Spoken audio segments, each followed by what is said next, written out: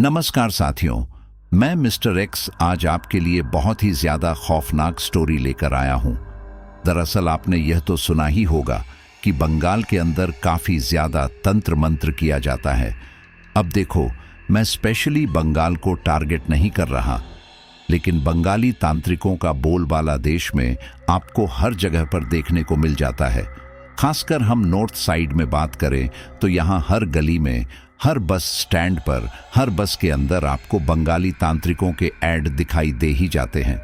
तो इसके पीछे कहीं ना कहीं वजह हम यही तो मान सकते हैं ना कि वहां पर तंत्र मंत्र की चीजें ज्यादा होती है।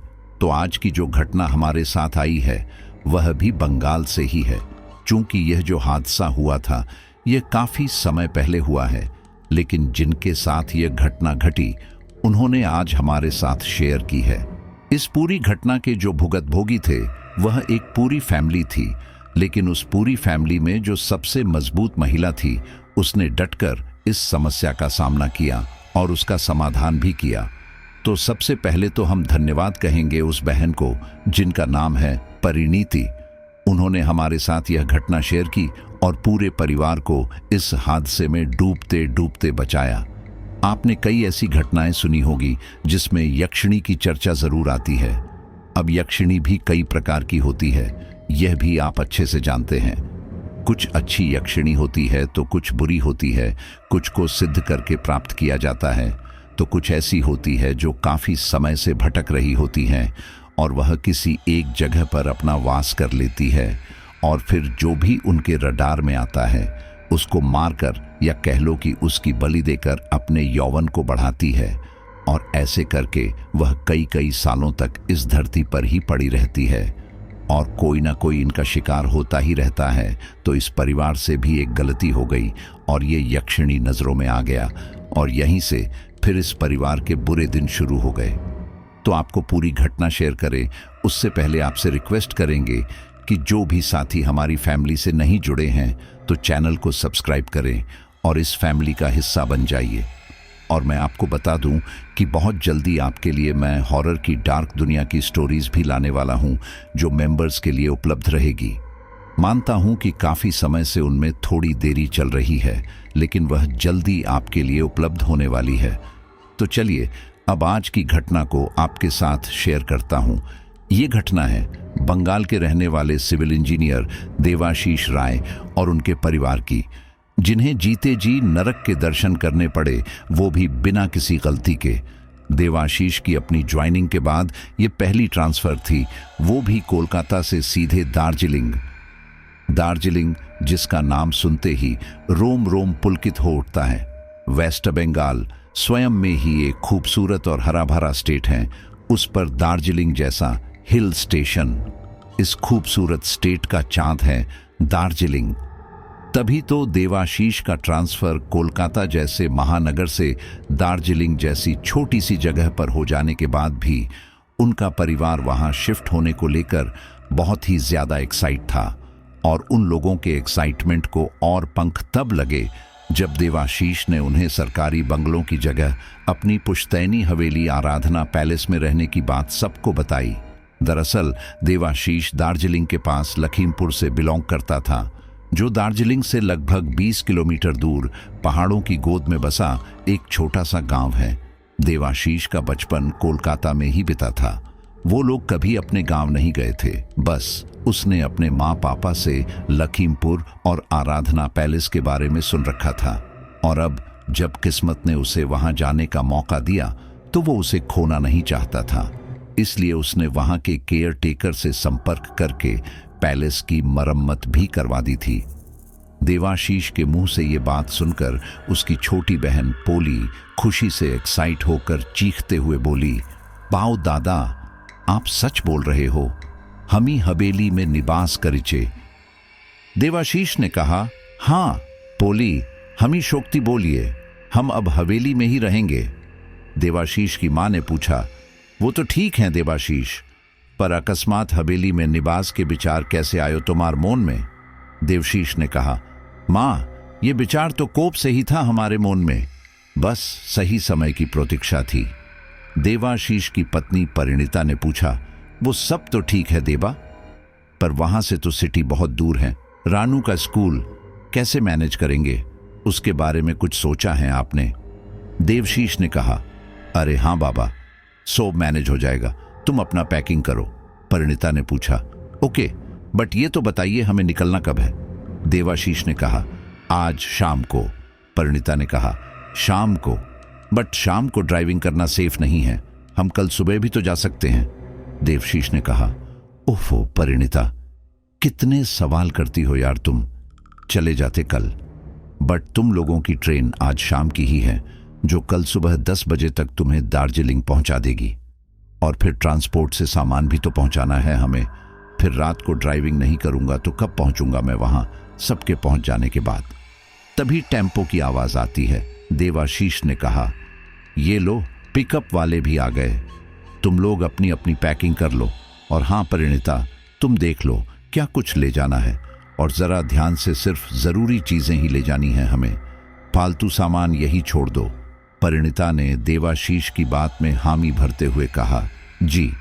परिणीता और देवाशीष ने लैब्रस से टेम्पो में सामान भरवा दिया और एड्रेस देकर रवाना कर दिया।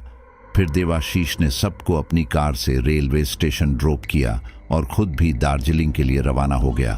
परिणीता देवाशीष को रात में अकेले इतनी लंबी ड्राइविंग नहीं करने देना चाहती थी, पर देवाशीष के आगे उसकी एक न चली। देवाशीष पूरी फैमिली को रात में कार में अपने साथ ले जाने को तैयार नहीं था, और कार को लखीमपुर तो ले जाना ही था, सो उसने खुद ही कार ड्राइव कर वहां जाने का प्लान बनाया और बाकी सबको ट्रेन से भेज दिया। परिणीता उसके साथ कार में जाना चाहती थी, पर रानू पोली और अपनी सास को भी तो अकेला नहीं छोड़ सकती थी, इसलिए उसने देवाशीष की बात तो मान ली, पर उसका मन देवाशीष की चिंता में ही लगा था।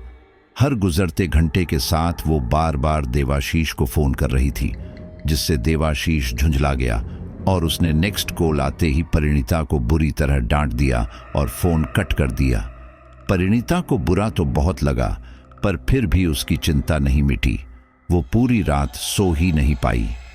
मन ही मन मां दुर्गा से देवाशीष की सलामती की प्रार्थना करती रही।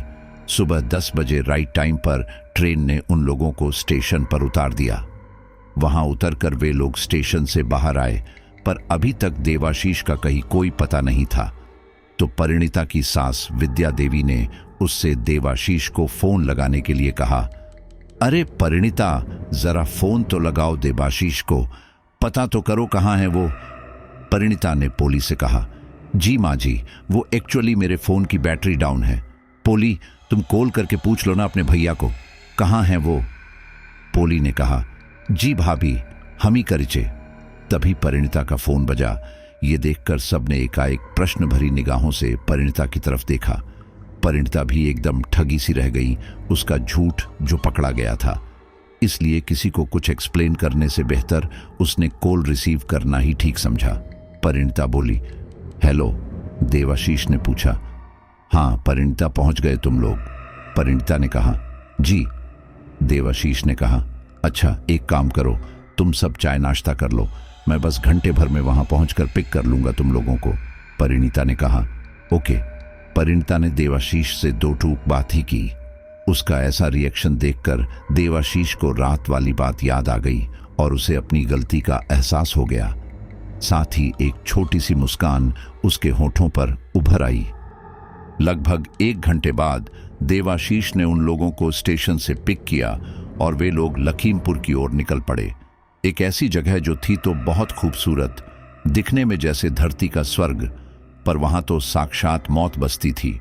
जो जगह बाहर से स्वर्ग सी सुंदर दिखाई देती थी, असल में वो नरक से भी बदतर थी। देवाशीष बिना उस जगह का इतिहास जाने अपने पुरखों की अमानत और आशीर्वाद समझकर वहां रहने तो आ गया था, पर उसे नहीं पता था कि आखिर वो आराधना पैलेस चीज क्या है। लगभग आधे घंटे की ड्राइविंग के बाद वे लोग अपने मुकाम तक आ पहुंचे। हवेली को देखते ही पोली खुशी से एक्साइट होकर उछलते हुए बोली, वाह दादा, ये तो अनुपम हवेली है शोक्ति, जैसा मैंने सोचा था उससे कई गुना ज्यादा सुंदर। पोली ने परिणीता से पूछा, क्यों भाभी, मैं सच कह रही हूं ना? परिणीता की सास ने उससे पूछा, हाँ बहू, कैसा लगा तुमको हमारा हवेली? परिणीता ने कहा, अप्रतिम माँ जी, सच में ये जगह और ये हवेली दोनों ही बहुत सुंदर हैं। देवाशीष ने कहा, आराधना पैलेस अवर ड्रीम हाउस, मैंने कहा था ना कि ये ट्रांसफर हमारे लिए एक गोल्डन चांस लेकर आया है। रानू ने कहा, यस पापा, ये पैलेस तो बहुत बड़ा और सुंदर है और यहाँ कितना बड़ा गार्डन और ग्राउंड है। मैं तो यहाँ मजे से खेलूंगी। वो देखिए पापा, झूले भी तो हैं यहाँ। कहते हुए रानू उन झूलों की तरफ दौड़ी तो वहां के केयर टेकर आनंद दादा ने फुर्ती से उसके सामने आकर उसके कंधों पर हाथ रखकर उसे रोक दिया। अरे नहीं नहीं बिटिया, वहां नहीं जाओ। आनंद दादा के ऐसा करने से सब एक बारगी चौंक गए कि आखिर ऐसा क्या हुआ कि आनंद दादा ने रानू को झूलों के पास भी नहीं जाने दिया। रानू को रोककर आनंद दादा उन लोगों की तरफ बढ़े। उन्होंने देवाशीष को नमस्ते करते हुए कहा, नमोस्ते देवाशीष बाबू, कैसा रहा आपका सफर? चकित होते हुए देवाशीष ने पूछा, सफर तो ठीक था दादा, पर तुम्ही की करचे, तुमने रानू को झूलों के पास क्यों नहीं जाने दिया?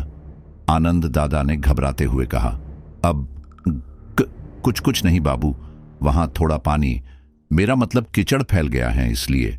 देवाशीष ने आनंद दादा और अपनी मां का परिचय करवाते हुए कहा, ओह अच्छा, इनसे मिलिए, ये मेरी मां विद्या देवी। आनंद दादा ने विद्या देवी को नमस्ते करते हुए कहा, नमोस्ते ठाकुर मां। फिर देवाशीष ने पोली और परिणीता का भी परिचय आनंद दादा से करवाया और फिर अपने सामान के बारे में आनंद दादा से पूछा, दादा हमारा सामान का टेम्पो आया कि ना? आनंद ने कहा, आ गया बाबू, आज सवेरे करीब 9, साढ़े 9 के करीब आ गया था।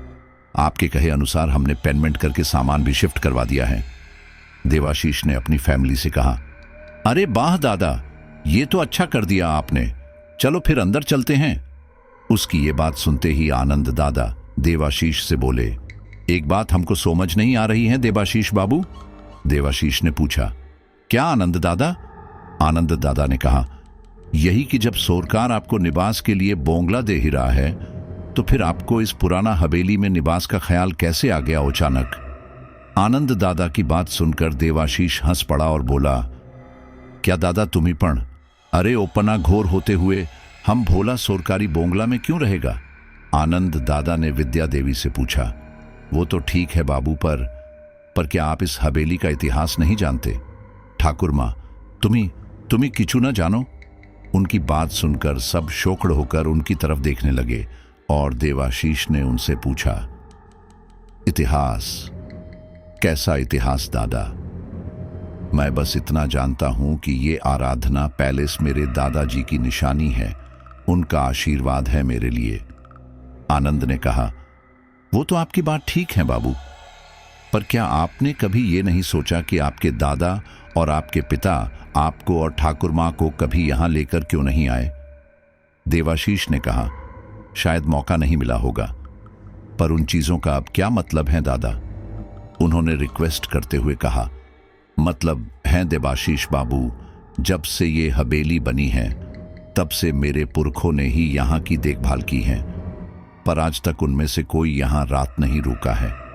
और आप बाबू, आप तो पूरा परिवार के साथ यहाँ निवास करने के लिए आ गया है। मेरा बात मानिए देवाशीष बाबू, इस हवेली में निवास का विचार मन से त्याग दीजिए। उनकी बात सुनकर परिणीता और विद्या देवी घबरा गई। परिणीता ने आनंद दादा से पूछा, ये आप क्या कह रहे हो दादा? ऐसा क्या है यहाँ? उन्होंने कहा, वो मैं आपको यहाँ नहीं बता सकता बहू रानी, पर आप समझ जाइए, ये जगह निवास करने के लायक नहीं है। देवाशीष ने कहा, अरे क्या दादा, तुम सबको खामखा डरा रहे हो? ये सब बात छोड़ो और गाड़ी से हमारा लगेज ले आओ। अरे पर बाबू, और इससे पहले कि आनंदा आगे कुछ बोलते देवाशीष ने उन्हें बीच में ही रोक दिया। पर वर कुछ ना दादा, आप सामान ले आओ बस, चलो तुम लोग अंदर। कहते हुए देवाशीष ने रानू को गोद में उठाया और आगे बढ़ा। बाकी सब भी उसके पीछे हवेली की तरफ बढ़े, पर परिणीता के कदम अब डगमगाने लगे थे। आनंद दादा की बातों ने उसके कोमल मन पर गहरा असर डाला था। उसका मन तो पहले से ही उस जगह आते ही बेचैन हो गया था। उस पर आनंद दादा की कही बातें उसे और ज्यादा विचलित कर रही थी। कहीं न कहीं विद्या देवी के मन में भी एक अनकहे भय ने दस्तक दे ही दी थी। पर वो दोनों ये बात अच्छी तरह से जानती थी कि देवाशीष इन सब बातों में बिल्कुल भी विश्वास नहीं करेगा, इसलिए उनका डर और ज्यादा बढ़ गया था। पर अब कुछ करना भी तो उनके लिए पॉसिबल नहीं था। हवेली के अंदर सारा सामान व्यवस्थित जमा हुआ था। ये देखकर खुश होते हुए देवाशीष रानू और पोली के साथ सोफे पर जा बैठा और बोला, अरे वाह, सब कुछ व्यवस्थित हो गया है, अब कोई टेंशन नहीं, आराम कर सकते हैं। पोली ने कहा, अरे क्या दादा, आप भी, कितनी बड़ी और सुंदर हवेली है, चलो ना पहले पूरा देखते हैं, फिर मुझे अपना रूम भी तो डिसाइड करना है। देवाशीष ने कहा, ओह हो पोली, तुमको जो रूम पसंद हो वो तुम्हारा, बस मैं पूरी रात ड्राइव करके थक गया हूं, तुम अपनी भाभी को ले जाओ हवेली देखने। एक्साइटमेंट से उछलते हुए पोली परिणीता के पास जाकर बोली, हाँ ये ठीक रहेगा, चलिए भाभी हम पूरा हवेली देखते हैं, आप अपना और भैया का बेडरूम डिसाइड कर लेना और मैं अपना। परिणीता ने कहा, हाँ पोली, तुम रानू को ले जाओ पैलेस देखने के लिए, मुझे तुम्हारे दादा से कुछ जरूरी बात करनी है, मैं बाद में आती हूं, ओके। पोली ने कहा, ओके भाभी, अच्छा रानू लेट्स गो। हाँ बुआ चलो, कहते हुए रानू पोली का हाथ पकड़कर हवेली को अंदर से पूरा देखने चल पड़ी। फिर परिणीता धीरे से सहमते हुए देवाशीष की तरफ बढ़ी। उसने पहले अपनी सास से नजरें मिलाईं। विद्या देवी भी उसकी तरफ उसी भाव से देख रही थी। उनकी आंखों में अपनी बात की सहमति देखकर उसका हौसला थोड़ा बढ़ा और उसने देवाशीष से कहा, देवा मुझे कुछ कहना था आपसे। थोड़ा हिचकिचाते हुए परिणीता बोली। देवाशीष ने पूछा, क्या बोलो? तो परिणीता धीरे से उसके पास जा बैठी और बोली, देवा वो एक्चुअली हम यहाँ अचानक शिफ्ट हो गए बिना किसी मुहूर्त और हवन के। आपको नहीं लगता हमें थोड़ा आप समझ रहे हैं ना मैं क्या बोल रही हूं?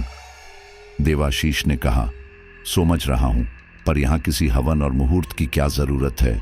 ये हवेली नई थोड़े ही बनी है, आज से 80-90 साल पहले बनी है, तो अब हवन मुहूर्त का क्या मतलब? देवाशीष की मां विद्या देवी ने कहा, पर देवा बहू ठीक बोल रहा है, हम भी ये बात मानता हैं कि ये हवेली सालों पहले बना है, पर यहाँ बरसों से कोई भी निवास नहीं करता, ऐसे में हवन पूजा करवाना बहुत जरूरी है, समझे कि नहीं? देवाशीष ने सोफे से खड़े होते हुए कहा, ठीक है माँ, आप दोनों को जो ठीक लगे वो कोरो, लेकिन कल संडे है और परसों रानू के एडमिशन के लिए हमें स्कूल जाना है, सो जो भी कोरना है वो मंगलवार को कोरना, ओके। परिणीता ने कहा, पोर देवा, गृह प्रवेश की पूजा में आपका होना भी तो बहुत जरूरी है, बिना आपके ये पूजा कैसे हो सकती है?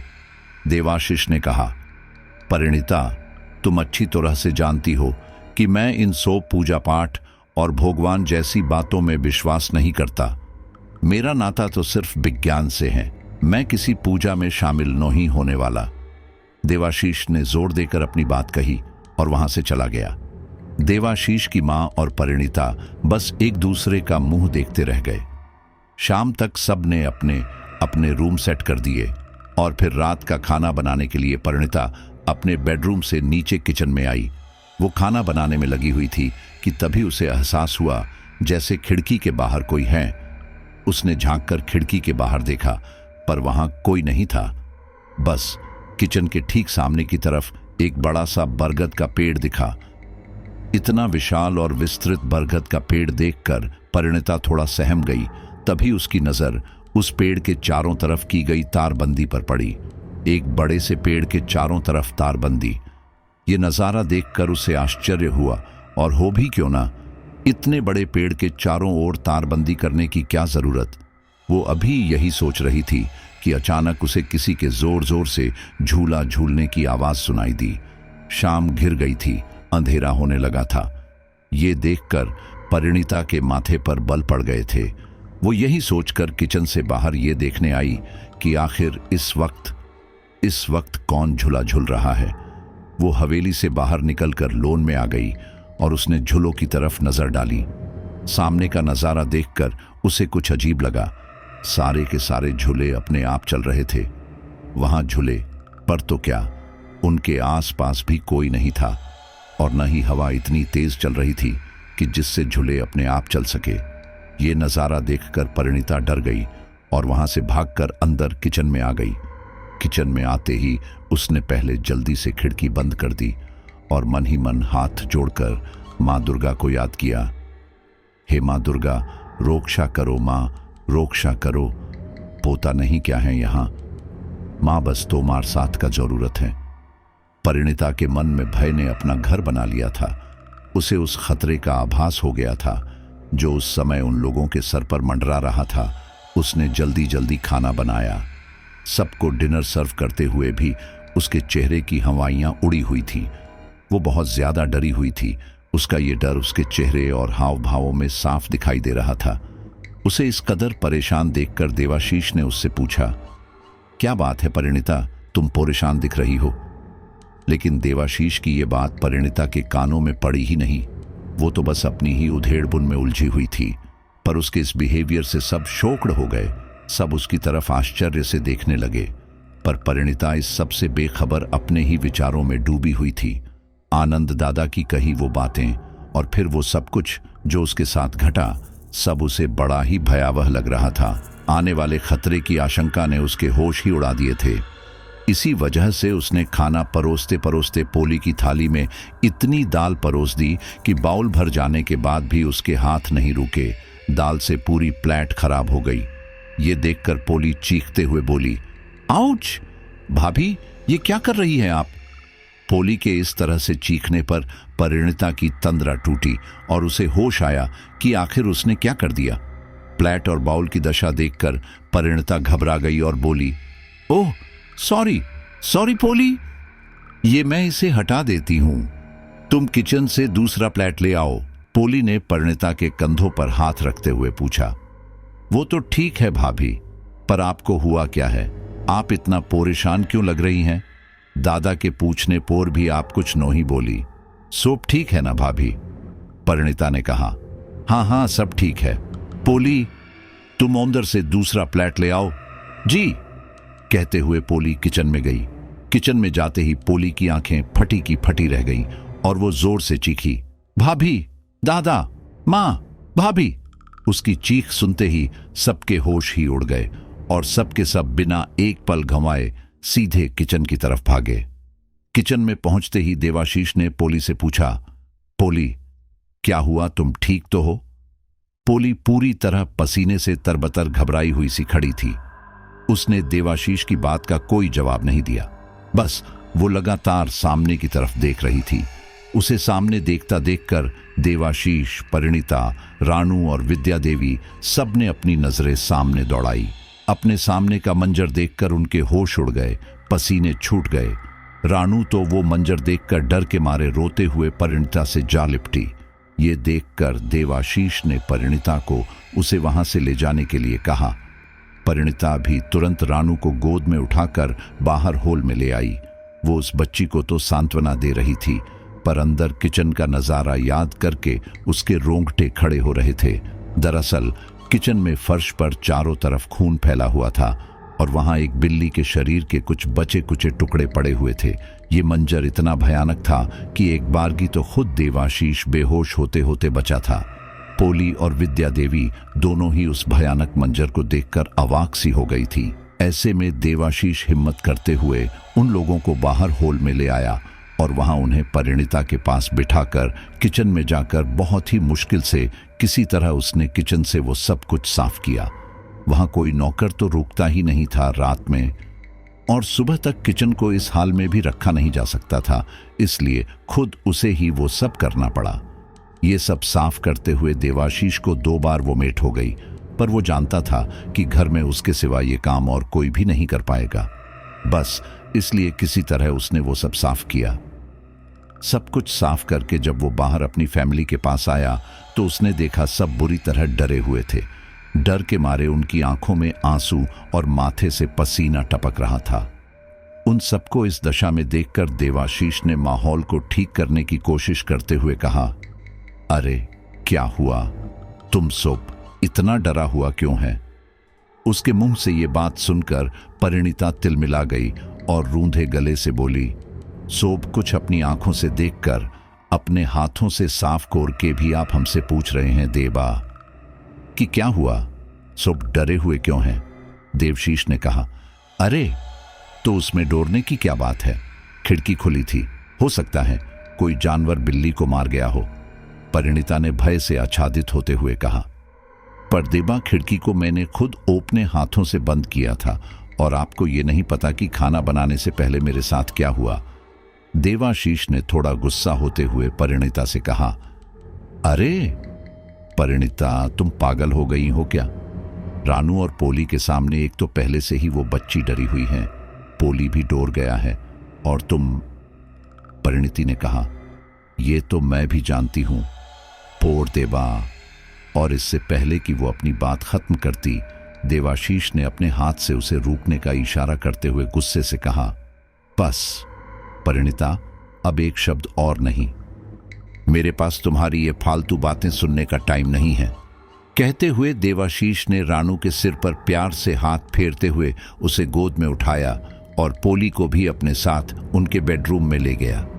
वहां उसने उन दोनों को सांत्वना देकर सुला दिया। पोली और रानू को उसने एक ही कमरे में सुला दिया ताकि उन्हें डर न लगे, पर वहां परिणीता की आंखों से आंसुओं की धार बह रही थी। देवाशीष नास्तिक था, वो न तो भगवान और न ही शैतान ऐसी किसी सुपरनेचुरल शक्तियों पर भरोसा नहीं करता था।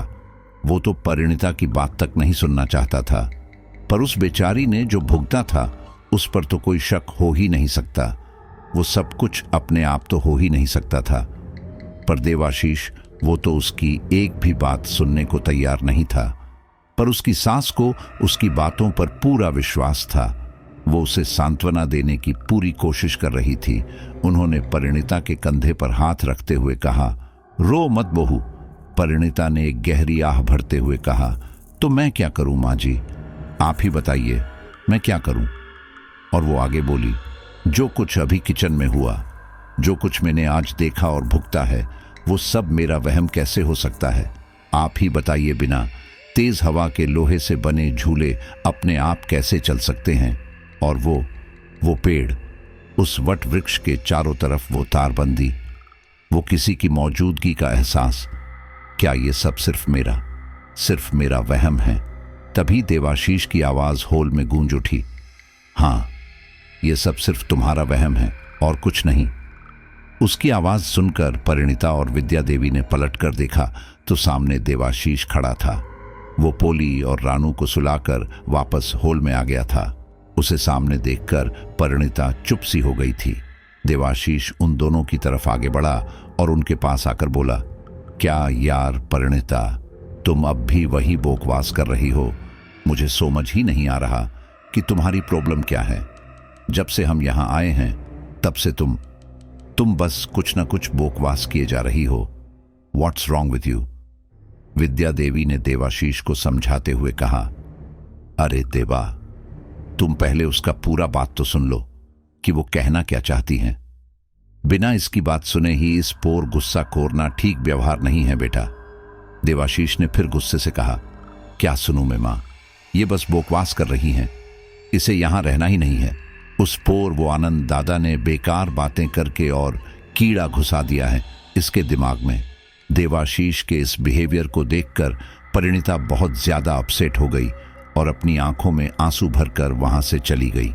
उसके इस तरह से दुखी होकर चले जाने से विद्या देवी ने देवाशीष को फटकार लगाते हुए कहा, यह कैसा व्यवहार है तुम्हारा बहू के साथ देवा? तुम बिना उसकी एक बात सुने उस पोरबर से ही जा रहे हो। ये ठीक बात नहीं है, बिल्कुल भी ठीक बात नहीं है। देवाशीष ने कहा, okay I am sorry mom. Vidya Devi ने कहा, ये सॉरी मुझे नहीं, जाकर बहू को बोलो। वो तुम्हारा अर्धांगिनी देवा, उसका ऐसा अपमान करना तुमको शोभा नहीं देता।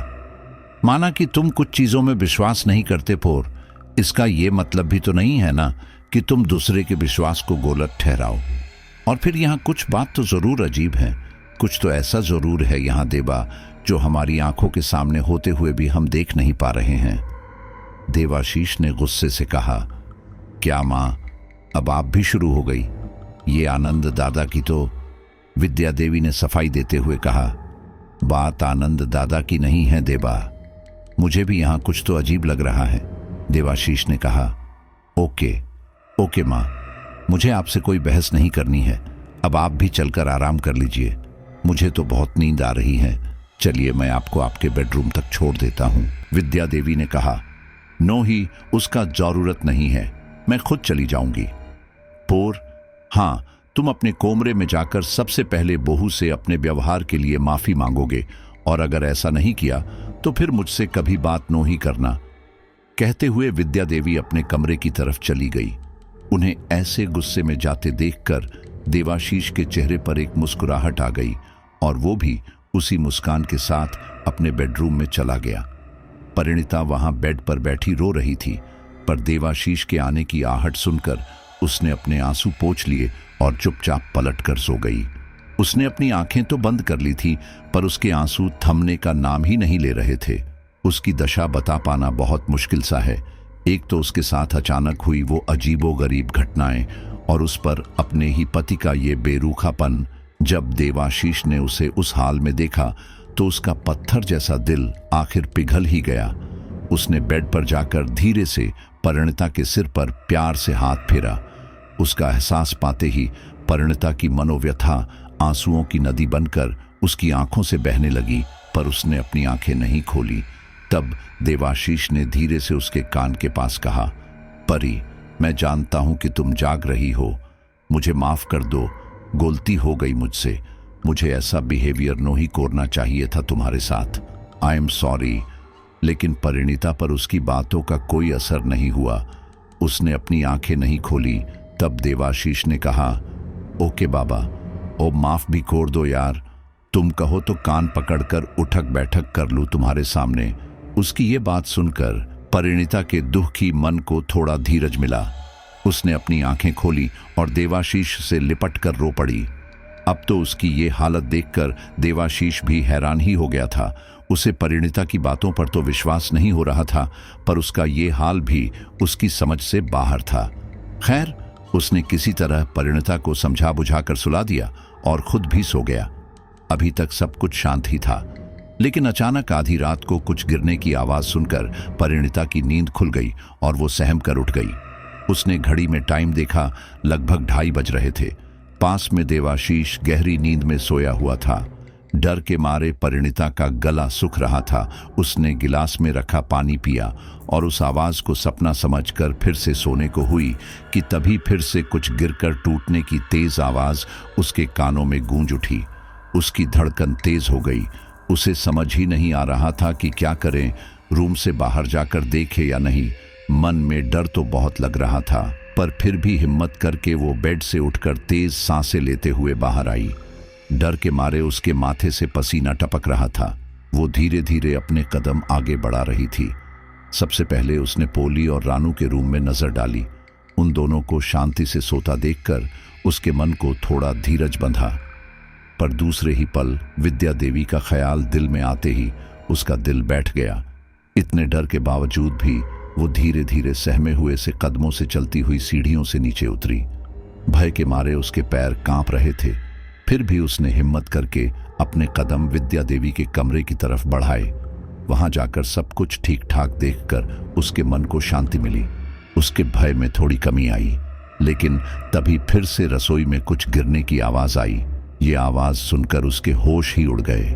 डर ने एक बार फिर उसके मन को अपने पाश में जकड़ लिया था। भय से विवल होने के बाद भी उसने पूरी हिम्मत जुटाकर अपने कदम किचन की तरफ बढ़ाए। वो मन ही मन मां दुर्गा को याद करके यही प्रार्थना कर रही थी कि जो नजारा उसने कुछ टाइम पहले देखा था, कहीं ऐसा कुछ फिर से न देखना पड़ जाए। बस इसी डर को सीने में दबाए दबे कदमों से वो रसोई में जा पहुंची, बट वहां भी सब कुछ ठीक ठाक था।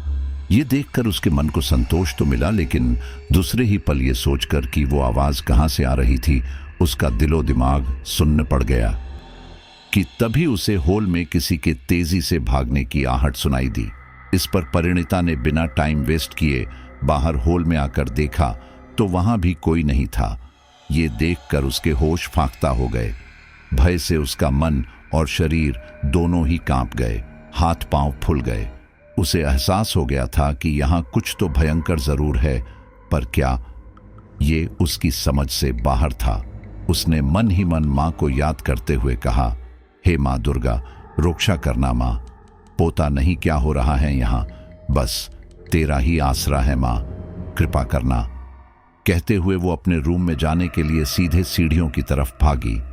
जैसे ही उसने स्टेरस पर अपना पैर रखा, किसी ने पीछे से उसका पैर खींच लिया, जिससे असंतुलित होकर परिणीता सीढ़ियों पर गिर गई और उसका सिर सीढ़ियों से टकराने के कारण वो वहीं बेहोश हो गई।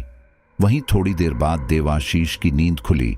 उसने बेड पर परिणीता को नहीं देखा तो उसने लाइट ऑन की और थोड़ी देर वेट किया, पर जब काफी देर तक परिणीता नहीं आई तो वो उसे देखने के लिए कमरे से बाहर आ गया।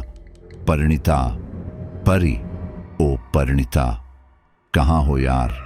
पुकारते पुकारते उसने ऊपर सब जगह देख लिया और फिर नीचे उतरने के लिए सीढ़ियों की तरफ आया। वहां अंधेरे में उसे कुछ साफ तो नहीं दिखा, पर उसे नीचे सीढ़ियों के पास फर्श पर कुछ पड़ा होने का आभास जरूर हो गया। ये क्या पोड़ा है फोर्शपोर? कहते हुए वो सतर्कता के साथ नीचे से उतरा। वो जैसे ही आधी सीढ़ियां उतरा, उसे अब सब कुछ साफ दिखाई दे रहा था और अपने सामने वो मंजर देखकर वो अंदर तक हिल गया। अरे, ये तो मेरी परिणीता है। कहते हुए वो भागकर परिणीता के पास पहुंचा। उसने परिणीता के पास पहुंचते ही उसके माथे को अपनी गोद में उठाया और उसे उठाने की कोशिश करते हुए बोला, परी, ऐ परी उठो, क्या हो गया तुमको? उठो परी, गेट ओप। तभी उसके हाथ में कुछ गिला सा महसूस हुआ। जब देवाशीष ने अपना हाथ उठाकर ध्यान से देखा तो पाया उसके हाथ में खून लगा हुआ है। खून! तब उसका ध्यान परिणीता के माथे पर लगी चोट पर गया। ओह नो, इसके सिर पर तो चोट लगी है, खून निकल रहा है, मुझे कुछ तो करना पड़ेगा। परी, ऐ परिणीता उठो यार। कहते हुए उसने परिणीता को अपने हाथों में उठा लिया। तब तक देवाशीष की आवाजें सुनकर विद्या देवी भी जाग गई और अपने रूम से बाहर आई। बाहर आते ही उनकी नजर देवाशीष और उसकी बाहों में बेहोश पड़ी परिणीता पर पड़ी। वे देवाशीष को झिड़कते हुए बोली, हे भगवान, ये क्या हो गया बहू को? देवाशीष, क्या किया तुमने बहू के साथ? देवशीष ने कहा, मैंने कुछ नहीं किया मां, पता नहीं ये यहां कैसे आई और बेहोश हो गई। इसके सर पर चोट लगी है, बहुत खून बह रहा है, हमें जल्दी से डॉक्टर को बुलाना पड़ेगा।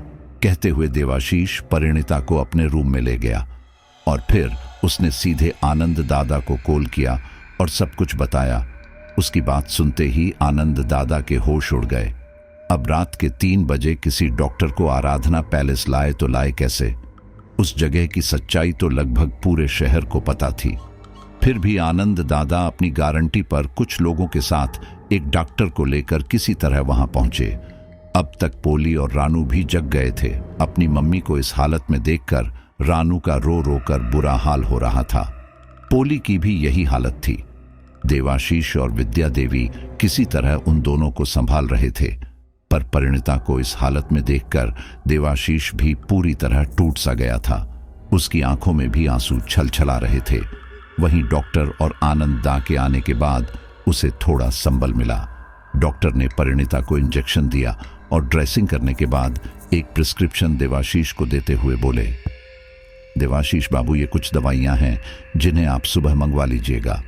मैंने इन्हें इंजेक्शन दे दिया है, ये सुबह तक होश में आ जानेगी। देवाशीष ने कहा, जी डॉक्टर साहब, शुक्रिया। आनंद दादा ने भी उसे ढांढस बंधाया और खुद वहीं उनके साथ रुक गए। डॉक्टर साहब को उन्होंने अपने साथ आए आदमियों के साथ भेज दिया और फिर उन्होंने देवाशीष से इस हादसे के बारे में पूछा। देवाशीष ने इस पर अपनी अनभिज्ञता जाहिर की। तब विद्या देवी ने आनंद दा से रात को हुई सारी घटनाओं का जिक्र किया और उनसे हवेली के राज को बताने की बात कही। तब आनंद दा बोले, मुझे क्षमा करो ठाकुर मां, पोर इस सोमय यहां मैं आपको कुछ भी बताने में सोमर्थ नहीं हूं, मुझे क्षमा करो। रोते हुए पोली ने आनंद दा से पूछा, पोर क्यों दादा, पोर क्यों दादा, आप क्यों नहीं बोता सोकते? आनंद दा ने कहा, क्योंकि बिटिया, अगर होम ने अपना मुंह खोला तो वो हमारी भी जान ले लेगा। उनकी ये बात सुनकर सबके होश उड़ गए और पोली ने उनसे पूछा, कौन कौन आपकी जान ले लेगा दादा, बताइए। पर आनंददा कुछ नहीं बोले। उनके इस व्यवहार से पोली को बहुत दुख हुआ और वो उन्हें झिड़कते हुए बोली, वाह दादा वाह, यहाँ भाभी का जान खोतरे में है, वो बेहोश पड़ी हैं। होम सोप का जान खोतरे में है और आपको केवल ओपने जान की पड़ी है। छी। आनंदा बोले, अरे ना ना बिटिया, ऐसा मौत बोलो। ओरे, होम ने तो पहले ही तुम्हार देबाशीष दादा को सोप कुछ बोता दिया था कि यहां निवास कोरने का विचार त्याग दे। अरे तुम्हारे सामने भी तो कहे थे ना हम, पर आप लोग हमारी बात माने ही नहीं। तुम जानना चाहता है ना कि यहां आखिर क्या है, तो सुनो। होम ओपना जान जोखिम में डालकर तुमको बोताता है। यहां इस जगह, इस आराधना पैलेस में एक भयानक यक्षिणी का वास है। पोली ने घबराकर उनसे पूछा, यक्षिणी, ये क्या होता है आनंद दादा? इससे पहले कि आनंद दादा कुछ बोलते, देवाशीष बीच में ही बोल पड़ा, कुछ नहीं, यक्षिणी जैसा कुछ नहीं होता पोली, बुकवास हैं ये सब। और तुम भी क्या दादा, बच्चियां वैसे भी डरी हुई हैं और तुम इनको और डोरा रहे हो। आनंददा ने कहा, नहीं देवाशीष बाबू, मैं किसी को डोराने के लिए कुछ नहीं कह रहा हूं, मैं तो बस आपको सच बोता रहा हूं। ओरे, इतना सब कुछ अपनी आंखों से देखने के बाद भी आपको मेरी बातों पर विश्वास नहीं है। मेरा बात मानिए देवाशीष बाबू। ठाकुर माँ, आप ही कुछ समझाइए नो इन्हें। क्या आपको भी मेरा बात पर विश्वास नहीं है? आपको भी लगता है कि मैं अनुचित बात बोल रहा हूं? विद्या देवी ने कहा, नहीं आनंददा, मुझे विश्वास है तुम्हारी बात पर। यहां जरूर कुछ तो है। योगशिणी तो एक जिंदा प्रयत्नी होती है ना आनंददा? आनंददा ने कहा, जी हां ठाकुर मां, एक ऐसी जीवित डाकिनी जो पुरुषों से विवाह करके उनका बलि देकर ओपना यौवन और आयु बढ़ाती है, इंसानों और जानवरों के खून और मांस से ओपना पेट भरती है, और सबसे बड़ी बात, ये केवल रात में ही विचरण करती है, दिन में सूरज की रोशनी से इन्हें तकलीफ होती है। आनंद दादा ने विद्या देवी को यक्षिणी के बारे में बहुत कुछ बताया, जिसे सुनकर विद्या देवी और पोली के तो होश ही उड़ गए, पर देवाशीष ने उनकी बात की खिल्ली ही उड़ाई। उसे उनकी किसी भी बात पर कोई यकीन नहीं था। उसने डरी सहमी रानू को अपनी गोद में उठाया और उसे हंसाने की कोशिश करता हुआ कमरे से बाहर ले आया। उसके चले जाने पर आनंद दादा ने विद्या देवी को पूरी बात बताई। वे बोले, ये बात तोप की है ठाकुर माँ, जो बाप के ससुर जी ठाकुर विश्वनाथ बनर्जी ने ये आराधना पैलेस बनवाया था। जब ये पैलेस बन रहा था तो यहाँ से एक एक कोर के मजदूर गायब होने लगे, और फिर ठीक उसी तोरा जिस तोरा से आपकी रसोई में वो बिल्ली के टुकड़े मिले थे, उन मजदूरों की लाश के टुकड़े मिले। ये सिलसिला तब तक चला जब तक कि पैलेस का काम खत्म न ही हुआ। रोज नो ये मजदूर आते गए और मोड़ते गए। पुलिस ने एड़ी चोटी का जोर लोगा दिया, पर कुछ हासिल न ही हुआ। फिर जब ये पैलेस बनकर तैयार हुआ, तब आपके ससुर जी आपकी सासू माँ और परिवार के साथ यहाँ निवास करने आ गए। यहाँ आने के 4 दिवस में ही आपकी सासू माँ का देहांत हो गया। वो भी बहू रानी की ही 13 सीढ़ियों से गिर गई थी। उसके बाद अचानक एक दिन रानी नाम का अति सुंदर लौटकी आपके जेठ रविंद्रनाथ के साथ विवाह करके हवेली में आ गया। ठाकुर बा तो विस्मित ही हो गए, पर फिर भी उन्होंने उस कन्या को बधू के रूप में स्वीकार कर लिया। पर दूसरे ही दिवस ठाकुर बा पर दुखों का पहाड़ ही टूट पड़ा। विद्या देवी ने पूछा, ऐसा क्या हुआ आनंददा?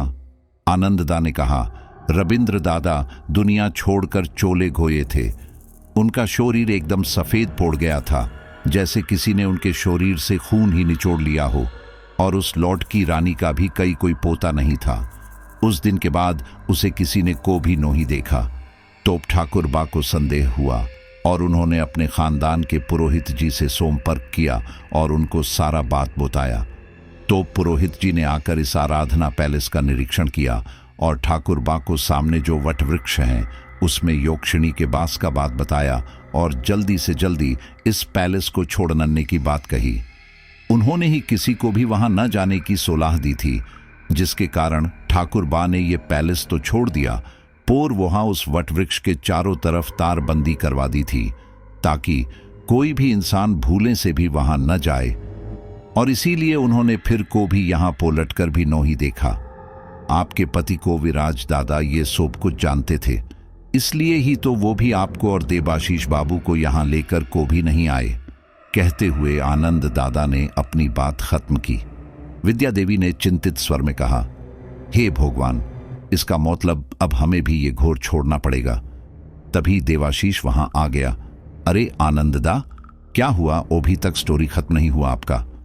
आनंददा ने कहा, स्टोरी नहीं है देवाशीष बाबू, सच है, बिल्कुल सच। देवशीष ने कहा, ओछा बाबा, सच ही सही, पर आप अपने इस सच से सोप को क्यों डोराना चाहता है? आनंददा ने कहा, मैं किसी को नो ही डोरा रहा हूं बाबू। चलो मान भी ले कि जो कुछ मैं कह रहा हूं वो सच नहीं है, तो फिर अचानक बहू रानी के साथ ये जानलेवा हादसा कैसे हो गया? बोलो। देवशीष ने कहा, ओह कमोन दादा, वो रात में पानी लेने आई होगी और आपकी ये सो कोल्ड हॉरर स्टोरीज याद करके डर गई होगी और इसी वजह से बेहोश होकर गिर गई और उसे चोट आ गई। आनंददा ने कहा, बाह देवाशीष बाबू, बाह। ओ बाप बिना सच जाने अपनी मोर्जी से कहानी बना रहे हैं, वो सही और हम जो बरसों से अपने पुरखों से सुनते आ रहे हैं, बहुत सी अनहोनी चीजों को अपनी आंखों से देखते आ रहे हैं। आपको उस पर विश्वास नहीं, बोल के आप खुद ही स्टोरी बनाने लगे। आपको हमारी बात पर विश्वास नहीं है तो कोई बात नहीं, पर आप अपने मौन से भी तो कहानी मौत बनाइए। एक बार बहू रानी को तो होश में आने दीजिए, वो ही बताएंगी कि आखिर उनके साथ हुआ क्या था, वे बेहोश कैसे हो गई। आनंद दादा की बात सुनकर देवाशीष शांत हो गया और सब मिलकर परिणीता के होश में आने का इंतजार करने लगे। थोड़ी देर बाद जब परिणीता को होश आया, तब विद्या देवी और देवाशीष ने उसकी कुशल क्षेम पूछी और फिर अचानक बेहोश होने का कारण पूछा। तब परिणीता ने उन्हें पूरी बात बताई और ये भी बताया कि वो अपने आप नहीं गिरी थी, बल्कि किसी ने उसका पैर खींचकर उसे गिराया था।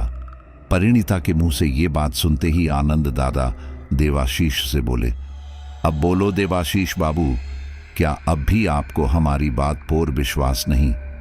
देवाशीष ने कहा, नहीं। पोली ने कहा, वोट, ये आप क्या बोल रहे हो दादा? देवशीष ने कहा, वही जो मुझे कहना चाहिए, हो सकता है वहां कोई चोर हो या फिर सिर्फ डोरने की वजह से परिणीता को यह आभास हुआ हो कि किसी ने उसके पैर को खींचा।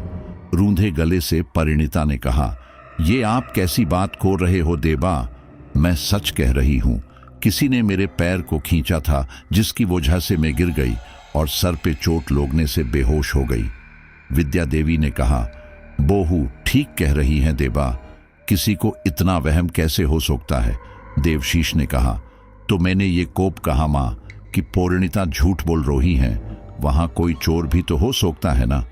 परिणीता ने एक आह भरते हुए कहा, चोर होता तो मुझे दिखता तो सही और नहीं दिखा तो ना सही, पर मुझे गिराकर उसे क्या मिलने वाला था देवा? जरा सोचिए। देवशीष को समझाते हुए पोली ने कहा, हाँ दादा भाभी ठीक कह रही हैं, चोर होता तो खुद छिपता उन्हें क्यों गिराता? तभी आनंददा बोले, ओरे पोर चोर योहां कोरने क्या आएगा? आप लोग तो योहां कोल ही तो आए हैं।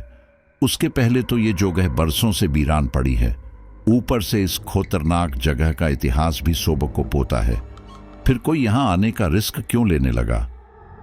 और वे आगे बोले, और फिर गौर से कुछ चोरी भी तो नो ही हुआ है ना? फिर क्या चोर केवल बहू रानी को गिराने के लिए ही आया था? आनंददा ने देवाशीष पर तंज कसते हुए कहा। आनंददा की बात का समर्थन करते और देवाशीष को समझाते हुए उसकी मां विद्या देवी बोली, हाँ देवा, आनंद दादा ठीक कह रहा है, चोर आता तो कुछ तो जरूर चुराता ना, और फिर ये जगह तो बोरसों से बीरान पड़ी है, योहां चोर कोरने ही क्या आएगा? उन सब की बातों और तर्कों ने देवाशीष को परेशान कर दिया था, इसलिए थक हार कर उसने बात को वहीं खत्म करने की कोशिश करते हुए कहा, ओके मां, मान लेते हैं कि चोर नहीं आया, पर इससे ये भी तो साबित नहीं होता ना कि ये काम किसी भूत या योक्षिणी का है। उसके मुंह से यक्षिणी का नाम सुनते ही परिणीता बेहद डर गई और इस बारे में उससे सवाल करते हुए बोली, योक्षिणी? ये योक्षिणी क्या है देवा? परिणीता का सवाल सुनते ही देवाशीष को अपनी भूल का एहसास हो गया और बात को टालने की कोशिश करते हुए वो बोला, अब कुछ नहीं परिणीता, तुम आराम करो, ये सोबानंद दादा की कहानियां हैं बस। लेकिन परिणीता इतनी आसानी से मानने वाली कहाँ थी। उसने जिद करते हुए बड़े ही अधीर स्वर में एक बार फिर से अपना सवाल दोहराते हुए कहा, नहीं देवा, आपको मेरी कसम, प्लीज मुझे बताइए कि बात क्या है। लेकिन देवाशीष ने एक बार फिर बात टालने की कोशिश करते हुए कहा, ऐसा कुछ नहीं है परिणीता, मैंने कहा ना, तुम आराम करो बस। जब अपनी लाख कोशिशों के बावजूद भी देवाशीष ने परिणीता को कुछ नहीं बताया, तब परिणीता ने विद्या देवी से रिक्वेस्ट की, माँ जी प्लीज आप तो बताइए, मुझे बात क्या है। ये तो उस खोतरे का आभास भी नो ही कोड़ सकते जिसे मैंने भुगता है। ये मेरी बात नो ही मानेंगे, मुझे कुछ नो ही बताएंगे। पोर आप तो मुझे ओपना बेटी मानती है ना, प्लीज मुझे बताइए कि बात क्या है। उसे इस तरह बेसब्र होते देख विद्या देवी ने परिणीता को पूरी बात बताते हुए कहा, ओरे बोहू, तुम चिंता मत करो, मैं सब बताती हूं तुमको। कहते हुए विद्या देवी ने उसे सब कुछ बताया। उनकी बात सुनकर परिणीता बेहद डर गई और हाथ जोड़कर मां से प्रार्थना करते हुए बोली, हे मां दुर्गा, रक्षा करो मां, इस विपत्ति से मेरे पति और परिवार की रक्षा करो मां। उसे इस तरह घबराते हुए देख देवाशीष उसे टारगेट करते हुए बोला, ओ नो, क्या यार परिणीता, एक वकील होते हुए भी तुम इन सोप बोकवास पर विश्वास करती हो। उसकी इस बात का जवाब देते हुए परिणीता बोली, इन बातों का मेरी वकालत से क्या लेना देना देवा? आप जैसा समझ रहे हैं वैसा नो ही है। आपको विश्वास नहीं है ना मेरी बातों पर? रुकिए जरा, मैं दिखाती हूं आपको। कहते हुए परिणीता बेड पर उठकर बैठ गई और उसने अपनी साड़ी को थोड़ा सा ऊपर उठाया। उसके पैर की दशा देखकर वहां मौजूद सभी सहम गए। उसके पैर पर किसी इंसान के पंजे और नाखूनों से खरोचने से बने कुछ निशान मौजूद थे। ऐसा लग रहा था कि किसी पैने नाखूनों वाले इंसान ने परिणीता के पैर को कसकर पकड़ लिया था। उसके पैरों पर बने इन निशानों को देखकर सब दंग ही रह गए थे। ये निशान दिखाने के बाद परिणीता ने देवाशीष से पूछा, अब बताइए देवा, अब क्या कहेंगे आप? क्या ये निशान भी झूठे हैं? क्या ये भी सिर्फ मेरा वहम है? आंखों में आंसू लिए रूंधे गले से परिणीता ने देवाशीष से कहा, बोलिए। देवाशीष पूरी तरह नास्तिक था। उसे ऐसी किसी अलौकिक बात पर रत्ती भर भी विश्वास नहीं था, पर परिणीता के पैर पर वो निशान देखने के बाद उसके पास कहने और तर्क करने के लिए कुछ नहीं बचा था। पर फिर भी उसका मन किसी पारलौकिक शक्ति को मानने से इनकार कर रहा था। वो बिना कुछ बोले वहां से चला गया। उसके जाते ही परिणीता ने विद्या देवी से कहा, मैं जानती हूं उनको मां जी, वे बहुत हट्टी हैं, को भी नो ही मानेंगे इस बात को कि ऐसा कुछ हो सकता है, और ना ही को भी मेरी बात मानकर ये हवेली छोड़ने को राजी होंगे। इसीलिए मैं हाथ जोड़कर आपसे प्रार्थना करती हूं, आप उनको समझाइए कि यहां निवास करना हमारे परिवार के लिए कितना घातक हो सकता है, प्लीज। परिणीता की बात सुनते ही उसे ढांढस बंधाते हुए उसकी सास विद्या देवी ने कहा, मैं प्रयत्न कर सकती हूं बहू, पर ये बात तो तुम भी ओछी तोरह से जानती हो, वो कितना हठी है, को भी नहीं मानेगा। उसने तो को भी भगवान पर भी विश्वास नहीं किया, तो अब इस योक्षिणी वाली बात को कहां मानेगा। उनकी बात सुनकर सब मनमसोस कर रह गए। धूप निकल आई थी और अभी सब कुछ नॉर्मल ही था। आनंद दादा परिणीता की दवाई ले आए थे और वो दवाई लेकर सो गई थी। बाकी सब भी अपने अपने कामों में व्यस्त थे। वहीं देवाशीष के मन में एक नई खुराफात ने जन्म ले लिया था। उसने परेशानी की जड़ को ही मिटाने की बात सोच ली थी और अपने साइट के कॉन्ट्रैक्टर से कांटेक्ट करके कुछ मजदूर बुलवा लिए ताकि उस वट वृक्ष को कटवा सके।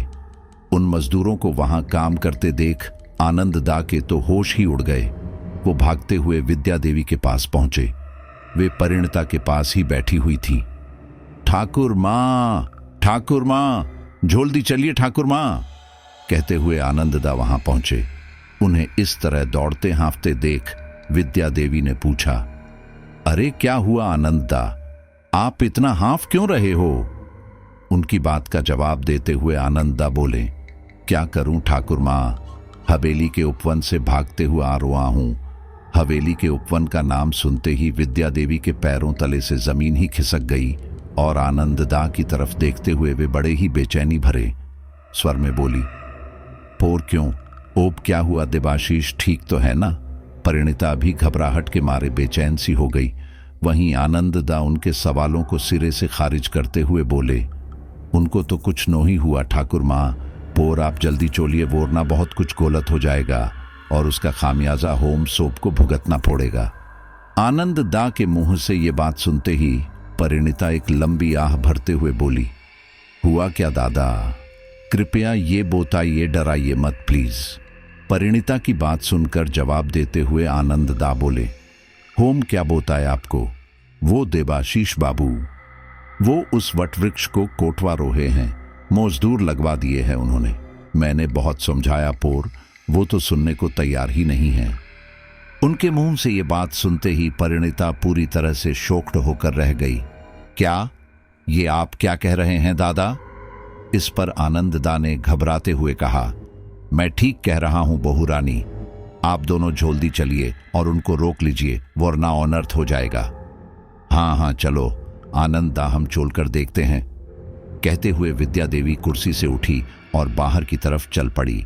उनके साथ ही परिणीता भी उस पेड़ के पास पहुंची। वहां जाकर उन्होंने देखा कि मजदूरों ने तारबंदी तोड़ दी है और वे लोग उस पेड़ की तरफ बढ़ रहे हैं। तब ठाकुर मां जल्दी से देवाशीष के पास पहुंची और उसे समझाते हुए बोली, अरे देवा, ये क्या कर रहे हो? उस पेड़ को छेड़कर क्यों ओपनी और हमारी जिंदगी दांव पोर लगा रहे हो? क्या गोया है तुमको देवा? क्यों कर रहे हो ये पागलपन?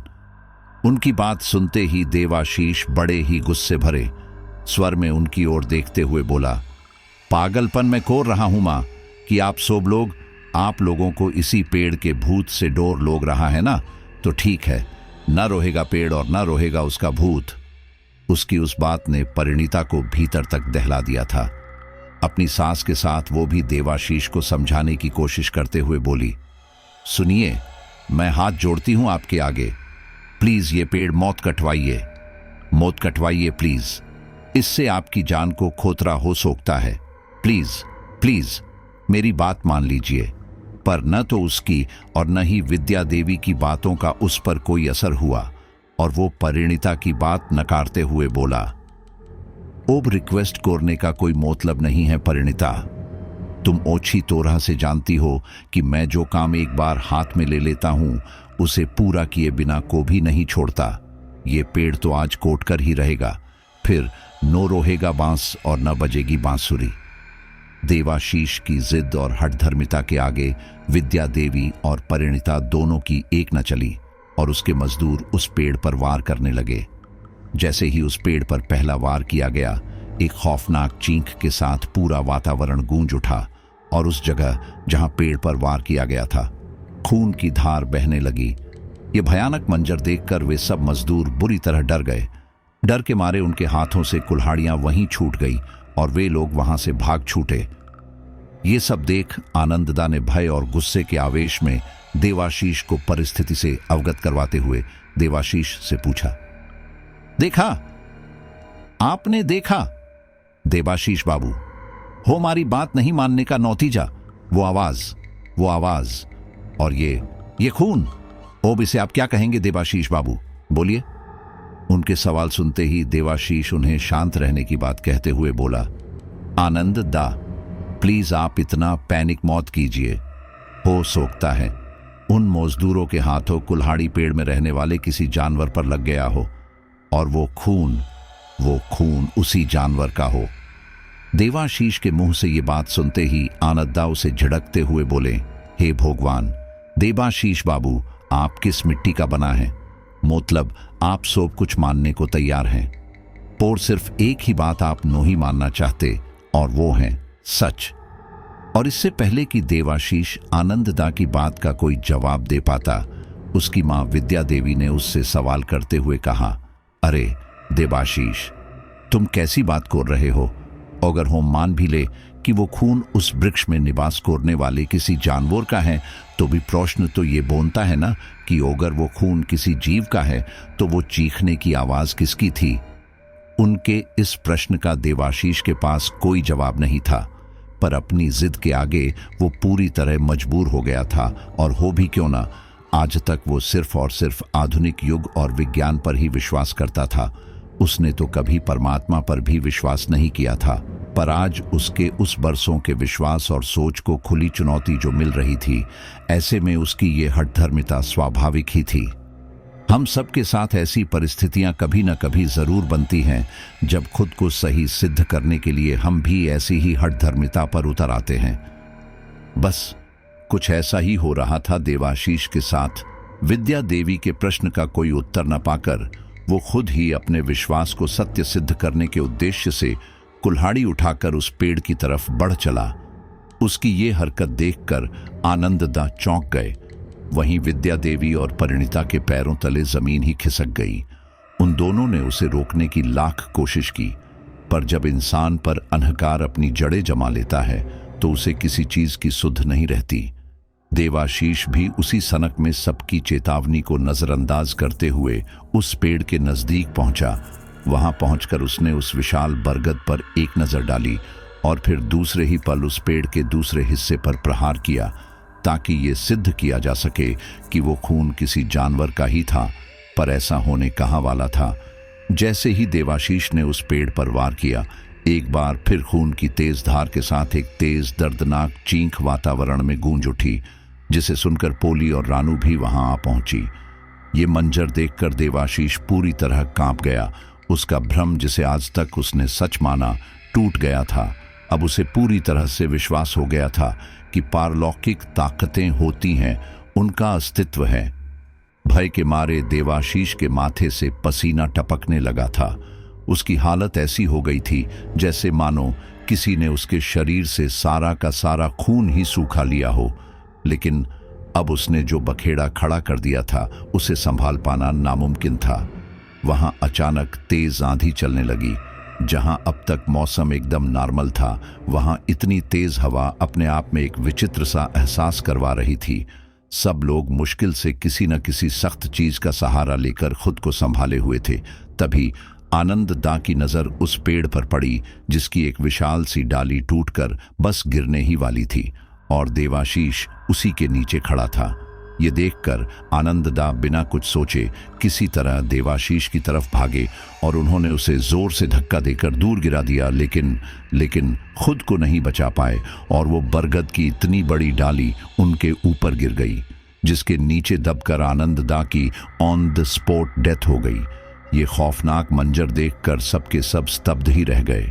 लेकिन आनंददा के खून से उस क्रोधित यक्षिणी की प्यास बुझ गई और वो आंधी एकदम शांत हो गई। आंधी बंद होते ही देवाशीष की स्तब्धता टूटी और उसे आनंददा की गति का ख्याल आया, जिससे वो जोर से चीखता हुआ उस डाली के पास दौड़ा। आनंददा, आनंददा, उठिए, उठिए आनंददा। और वो उनके शरीर की दुर्गति देखकर अपने आंसू रोक नहीं पाया और फूट फूट कर रोने लगा। तब तक बाकी सब भी वहां आ गए। देवाशीष को बिलक बिलक कर रोता देख विद्या देवी ने उसे ढांढस बंधाने के लिए उसके कंधे पर हाथ रखा। तब देवाशीष ने उनका हाथ थामकर पछतावे के भाव से रोते हुए कहा, ये सोब केवल मेरे कारण हुआ है माँ, केवल मेरे कारण। आनंददा मुझे समझाते रहे, पर मैंने उनकी एक बात नहीं मानी, और देखो आज मुझे बचाने के लिए उन्होंने अपने प्राणों की आहुति दे डाली। भगवान मुझे को भी क्षमा नहीं करेंगे, को भी नहीं माँ। कहते हुए वो फिर से दहाड़ मारकर रो पड़ा। आनंद दादा की ये हालत और देवाशीष के आंसू देखकर सबके सब रो रहे थे।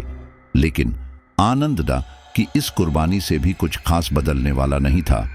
वो यक्षिणी रुष्ट हो गई थी, क्योंकि देवाशीष ने उस पेड़ पर प्रहार करके उसे घायल कर दिया था। अभी दिन का टाइम होने की वजह से वो उस पेड़ से बाहर नहीं आ पा रही थी, क्योंकि उसका शरीर धूप नहीं सह सकता था। धूप से उसका शरीर जलकर नष्ट हो सकता था।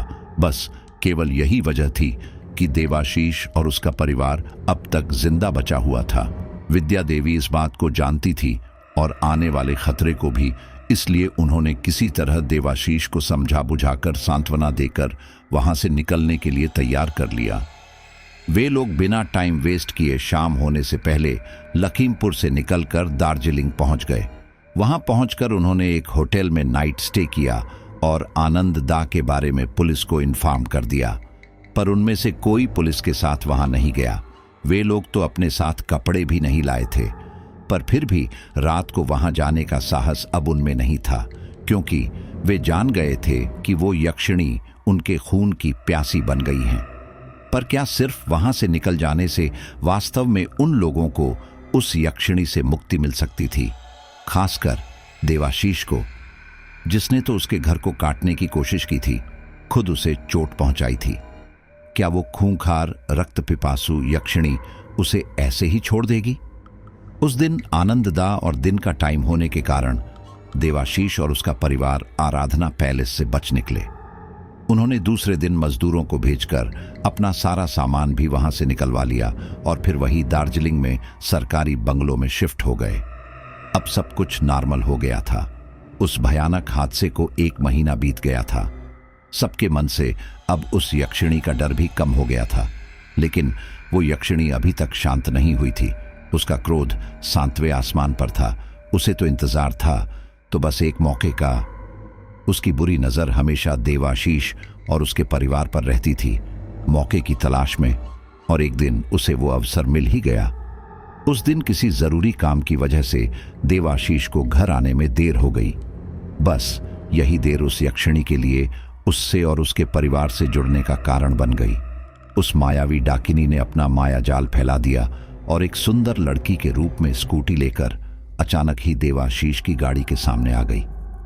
सहसा अपने सामने स्कूटी को देखकर उसे बचाने की कोशिश करते हुए देवाशीष की कार पेड़ से जा टकराई, जिससे देवाशीष बुरी तरह जख्मी हो गया, पर मरा नहीं। और इससे पहले कि वो यक्षिणी कुछ करती, मां दुर्गा के कृपा प्रसाद से उसी टाइम वहां गश्त में निकली पुलिस जीप आ गई, जिसके आ जाने से यक्षिणी कुछ नहीं कर पाई और देवाशीष को टाइम पर इलाज मिलने से उसकी जान भी बच गई। पर इस हादसे में उसका कमर से निचला आधा शरीर पैरालाइज हो गया। लेकिन इस घटना से उस यक्षिणी के क्रोध में और वृद्धि हो गई और उसने देवाशीष के घर में प्रवेश करने का मार्ग ढूंढा और एक गरीब असहाय औरत बनकर देवाशीष के घर पर दस्तक दी और अनुनय विनय करके काम मांगने लगी। काम वाली की परिणीता को पहले से ही जरूरत थी, तो उसने उस बेसहारा औरत को ये सोचकर काम पर रख लिया कि इससे उसे भी आसरा मिल जाएगा और खुद को थोड़ी सी मदद। देवाशीष की सेहत ठीक नहीं थी, जिससे परिणीता का काम और ज्यादा बढ़ गया था। ऐसे में उस औरत का आना परिणीता के लिए किसी वरदान से कम नहीं था। वहीं उस यक्षिणी ने अपने उद्देश्य पूर्ति की दिशा में अपनी पहली सफलता पाली थी। वो यहाँ सिर्फ देवाशीष और उसके परिवार को मारने नहीं आई थी, वो तो उस शक्ति का पता लगाना चाहती थी जो बारंबार उसके वार से उन लोगों की रक्षा कर रही थी। साथ ही साथ वो देवाशीष की बलि देकर अपना यौवन और उम्र भी बढ़ाना चाहती थी, इसीलिए उसने ये सब छलावा किया था। पर परिणीता की मां दुर्गा के प्रति अनन्य भक्ति हर बार उसे उसके उद्देश्य में असफल कर रही थी और इस बात का ध्यान उस यक्षिणी को उस घर में आते ही लग गया था। अब उसका सबसे पहला उद्देश्य यही बन गया था कि वो किसी भी तरह उस घर में मां दुर्गा की पूजा होने से रोके, ताकि वो अपने उद्देश्य में सफल हो सके। बस इसीलिए उसने एक बार फिर अपना माया जाल फैलाया और विद्या देवी के पास जाकर बोली, प्रणाम ठाकुर माँ। विद्या देवी ने कहा, प्रणाम शारदा, आओ बैठो। उनकी बात सुनकर शारदा के भेष में छिपी वो यक्षिणी अपनी चाल चलते हुए बोली, नोही ठाकुर माँ, मैं यहाँ बैठने के लिए नोही आई हूँ। अरे मैं तो आपको ये बताने आई हूँ कि ये देवाशीष साहब का जो हालत है, क्या आप उनको ठीक करना चाहती हैं कि नोही? उसकी बात सुनकर विद्या देवी को तो मानो उम्मीद की एक किरण ही दिख गई थी। वे तुरंत उसकी ओर देखते हुए बोली, क्या देवाशीष ठीक हो सकता है शारदा? उनकी बात सुनते ही तुरंत प्रतिक्रिया देते हुए उसने उनकी आंस बंधाते हुए एक बार फिर विद्या देवी से कहा, हाँ ठाकुर माँ साहब, बिल्कुल ठीक हो सकता है, अगर आप चाहे तो। बस उसके मुंह से ये सुनने भर की देर थी कि विद्या देवी तुरंत बोल पड़ी, अरे अगर वो ठीक हो सकता है तो मैं सब कुछ करने के लिए तैयार हूं, पर तुम ये तो बताओ ये होगा कैसे? उनका सवाल सुनते ही शारदा ने बड़ी भारी आवाज में कहा, मेरी तंत्र विद्या से। उसकी बात सुनकर विद्या देवी चौंकते हुए बोली, तंत्र विद्या? तुमको तंत्र विद्या का ज्ञान भी है शारदा?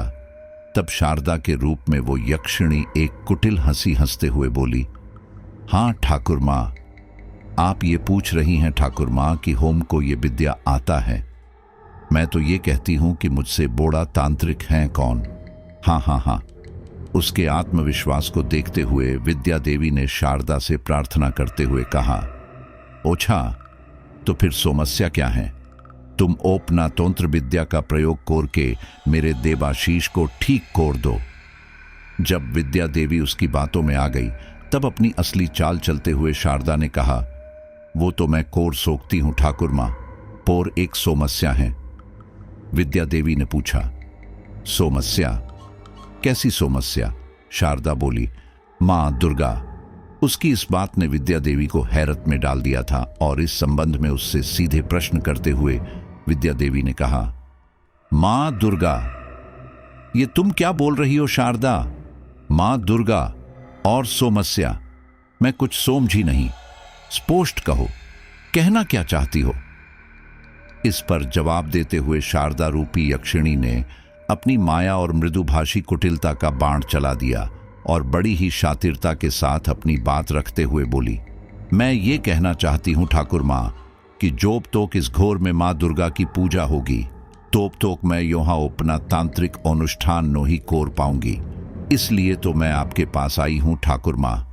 अगर आप अपने बेटे को ठीक करना चाहती हैं तो मेरा अनुष्ठान जरूरी है, और ये अनुष्ठान सफल करने के लिए ये भी जरूरी है कि यहाँ माँ दुर्गा की पूजा ना हो, उनकी मूर्ति भी ना हो। उसकी इस बात ने सीधे जाकर विद्या देवी के दिल पर असर किया और अपने बेटे की सलामती की लालसा में वे उसकी बात मान गई। ये उस यक्षिणी के लिए बहुत बड़ी सफलता थी, जिसे पाकर वो यक्षिणी मन ही मन कुटिल हंसी हंस रही थी। विद्या देवी को साथ लेकर वो परिणीता के पास पहुंची। उस टाइम परिणीता माँ को भोग लगा रही थी। उन दोनों को आया देखकर उसने दोनों को प्रसाद दिया, जिसे विद्या देवी ने तो बड़ी श्रद्धा से ग्रहण कर लिया, पर शारदा प्रसाद देखकर ही उसकी रूह कांप गई। वो तो पूरी तरह स्तब्ध ही हो गई। परिणीति ने कहा, अरे क्या हुआ शारदा, कहाँ खो गई? प्रसाद लो। परिणीता ने ये कहते हुए खुद शारदा के हाथ में प्रसाद रख दिया। प्रसाद उसके हाथ से छूते ही शारदा दर्द और जलन से तड़प उठी। आह! हाँ, उसके मुंह से तेज चीख निकल पड़ी और उसने अपने हाथ से प्रसाद गिरा दिया। उसे इस तरह की हरकत करते देख आश्चर्यचकित होते हुए परिणीता ने कहा, अरे अरे, ये तुमने क्या किया शारदा? मां का प्रसाद गिरा दिया। तभी उसकी नजर शारदा के जले हुए हाथ पर पड़ी, जिसे देखकर शोक्ड होते हुए वो बोली, और ये क्या तुम्हारा हाथ कैसे झोल गया? उसके इस प्रश्न से यक्षिणी सकपका गई। अब उसे ये समझ नहीं आ रहा था कि क्या बोले, पर अगले ही पल उस मायाविनी ने झूठ बोलते हुए कहा, वो खाना बनाते समय हमारा हाथ झोल गया था, इसीलिए तो जोब आपने मेरे हाथ में प्रसाद दिया तो होम दर्द से छोटपटा गया। उसके जवाब से संतुष्ट होते हुए परिणीता ने कहा, ओछा। तभी उसके ध्यान में कोई बात आई और बड़े ही चकित स्वर में वो शारदा की तरफ देखते हुए बोली, पोर जोब मैंने तुमको प्रसाद दिया तोब तो तुम्हारा हाथ बिल्कुल ठीक था। ऐसे में उस यक्षिणी ने एक बार फिर सफेद झूठ बोलते हुए कहा, ओरे नोही दीदी, शायद तुमको कोई गलतफहमी हुआ है। मेरा हाथ तो पहले से ही झोला हुआ था, लेकिन परिणीता को अच्छी तरह से पता था कि उसका हाथ पहले से जला हुआ नहीं था। इसलिए वो उस बात को पूरी तरह क्लियर करने के उद्देश्य से एक बार फिर बोली, पोर लेकिन इससे पहले कि वो आगे कुछ और कहती, विद्या देवी उसे बीच में ही रोकते हुए बोली, अरे बहू बस भी करो। उसका हाथ कोप झोला। कैसे झोला? ये बात इतना महत्वपूर्ण नहीं है जितना कि वो बात है जो होम तुमको बोताने आया है। कहते हुए विद्या देवी ने परिणीता को सारी बात बताई। उनकी बात सुनकर असहज होते हुए परिणीता ने कहा, वो सोप तो ठीक है माँ जी, पर इसके लिए माँ की पूजा नहीं कोरने और मूर्ति हटाने का क्या मतलब है? आखिर माँ की आराधना से किसी भी ओछे और हितकारी अनुष्ठान में क्या समस्या हो सकती है? उसकी इस बात ने विद्या देवी को गुस्सा दिला दिया और वो गुस्से से तिलमिलाते हुए बोली, वो सोब मैं नहीं जानती। मुझे बस इतना पोता है कि जिस काम से मेरा बेटा ठीक हो, मुझे तो बस वही कोरना है। और फिर बहू, क्या तुम नहीं चाहती कि तुम्हारा पति ठीक हो जाए? अगर कुछ दिन माँ की पूजा नहीं करोगी तो क्या हो जाएगा? बोलो। उनकी इस बात पर रिएक्ट करते हुए परिणीता बोली, पोर माँ जी। इस पर विद्या देवी ने थोड़ा सख्त होते हुए कहा, पोर वोर कुछ नहीं, बस तुमको मेरी बात माननी ही पड़ेगी। इस पर परिणीता ने अपनी सहमति जताते हुए कहा, ठीक है माँ जी, मैं आपकी बात मान लूंगी। पोर एक शर्त पोर। शर्त का नाम सुनते ही विद्या देवी ने पूछा, शर्त? कैसी शर्त? इस पर परिणीता ने भी सख्त होते हुए कहा, यही कि इस घर से मां की मूर्ति को ही नहीं जाएगी। अगर इनसे आपके अनुष्ठान में कोई बाधा आ रही है तो मैं इनकी मूर्ति के आगे पर्दा कर दूंगी। पोर मां की मूर्ति कहीं नहीं जाएगी यहां से। उसकी बात मानते हुए विद्या देवी बोली, ठीक है। तभी वो यक्षिणी खींचते हुए बोली, नहीं मूर्ति भी होटानी पड़ेगी, नहीं तो अनुष्ठान नहीं हो पाएगा। उसकी बात पर नाराज होते हुए परिणीता ने पूछा, पोर क्यों शारदा? आखिर ऐसा कौन सा अनुष्ठान है जो बिना मां के आह्वान के पूरा हो सकता है? तंत्र हो या मंत्र, मां के आह्वान के बिना पूरा हो ही नहीं सकता। फिर तुम्हारी पूजा ही क्यों बिना मां के आशीर्वाद के पूरी होगी, बताऊं? उसकी बात का कोई समुचित जवाब न दे पाने के कारण थोड़ा तांव दिखाते हुए शारदा बोली, वो मैं आपको नहीं बोता सोकती। आपको मेरी बात माननी है तो मानो, वरना मुझे कोई शौक नहीं ओपनी तंत्र विद्या का उपमान कोरवाने का। उसकी अकड़ देखकर विद्या देवी डर गई और उन्होंने परिणीता से कहा, ओरे बहू, मैं हाथ जोड़ती हूं तुम्हारे आगे, हठ मौत करो। देवाशीष के लिए कृपया हठ मौत करो। इस पर परिणीता पिघल गई और विद्या देवी की ओर देखते हुए बोली, नहीं मां जी, ये आप क्या कोर रही हैं? ठीक है, अगर आपको यूं ही ठीक लगता है तो यूं ही ठीक। मैं नहीं कोरूंगी मां की पूजा। पोर मां की मूर्ति को इस तरह होठा देना क्या ठीक होगा? आप ही बताइए। कहते हुए परिणीता ने विद्या देवी से पूछा। इस पर विद्या देवी ने शारदा से पूछा, ये बात तो हमको भी ओखर रही है शारदा। होम ने सौदा से अपने घोर में मां की पूजा की है। ओ बिस्तोरा अचानक मां की मूर्ति को गौर से होठा देना क्या ठीक होगा? ओकर कोई उपाय हो तो बताओ। इस पर रिएक्ट करते हुए शारदा ने कहा, और कोई उपाय नो ही है ठाकुर मां। तब मन मसोस कर परिणीता को मां की मूर्ति स्टोर रूम में शिफ्ट करनी पड़ी। अब तो उस शारदा रूपी यक्षिणी के रास्ते का कांटा ही निकल गया था। उसने अपनी पैशाचिक शक्तियों से अनुष्ठान का नाटक करके देवाशीष को ठीक कर दिया। उसके इस चमत्कार को देखकर विद्या देवी और देवाशीष तो उसके कायल ही हो गए। अब तो उन्होंने मां दुर्गा की पूजा और भक्ति ही छोड़ दी और शारदा के ही बताए रास्ते पर चलने लगे।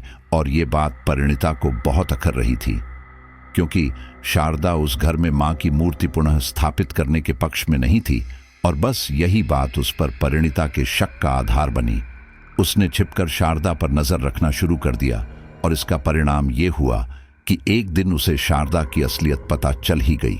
वो यक्षिणी देवाशीष की बलि देने के लिए अमावस्या का इंतजार कर रही थी, इसलिए उसका सच जानने के लिए परिणीता को 4 दिन का टाइम मिल गया था। उसने इस टाइम का सदुपयोग किया और शारदा पर कड़ी नजर रखी, जिसका परिणाम ये हुआ कि उसे शारदा के बारे में कुछ ऐसी रहस्यमयी बातें पता चली जिस पर अब तक उन लोगों ने ध्यान ही नहीं दिया था।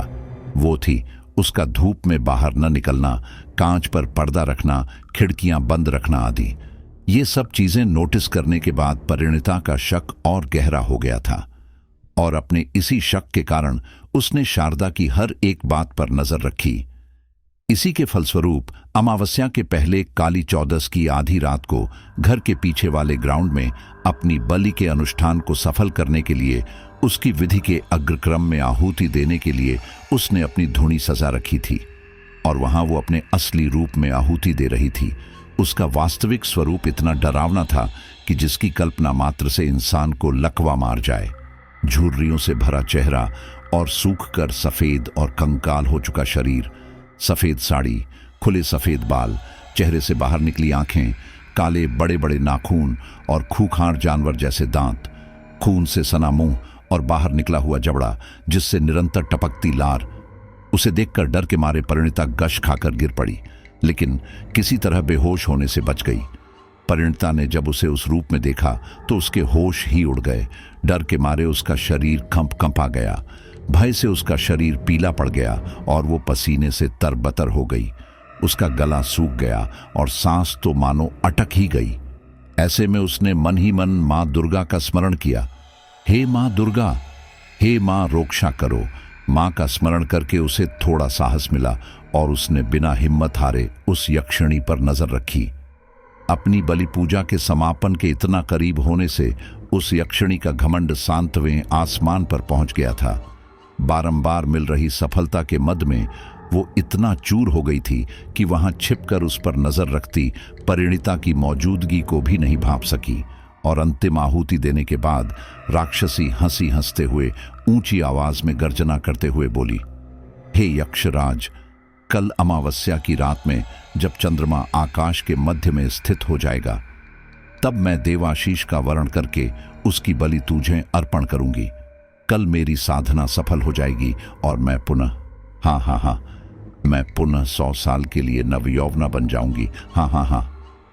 उसके मुंह से ये बात सुनकर परिणीता पूरी तरह से घबरा गई और उसने मन ही मन मां दुर्गा को याद किया। हे मां, रक्षा करो, मेरे देवा की रक्षा करो मां। ये शारदा कोई औरत नहीं, योक्षिणी है जो हमारा पीछा कोरते हुए यहाँ तोक आ गई है और इसी कारण इसने मां की पूजा बोंद कोरवा दी, मां की मूर्ति भी होठवा दी। इसका नौजर तो मेरे देवा पर है। अब मैं क्या करूं, कैसे बोचाऊं उनको? उन पोर और मांझी पोर तो इसकी विद्या के चौमत्कार का ही रोंग छोड़ा हुआ है, वे तो इसके खिलाफ कुछ सुनेंगे ही नहीं। अब मैं क्या करूं, कैसे बोचाऊं मां उन्हें? तुम ही बताओ मां, मेरी सहायता करो मां, मेरी सहायता करो मां, मदद करो।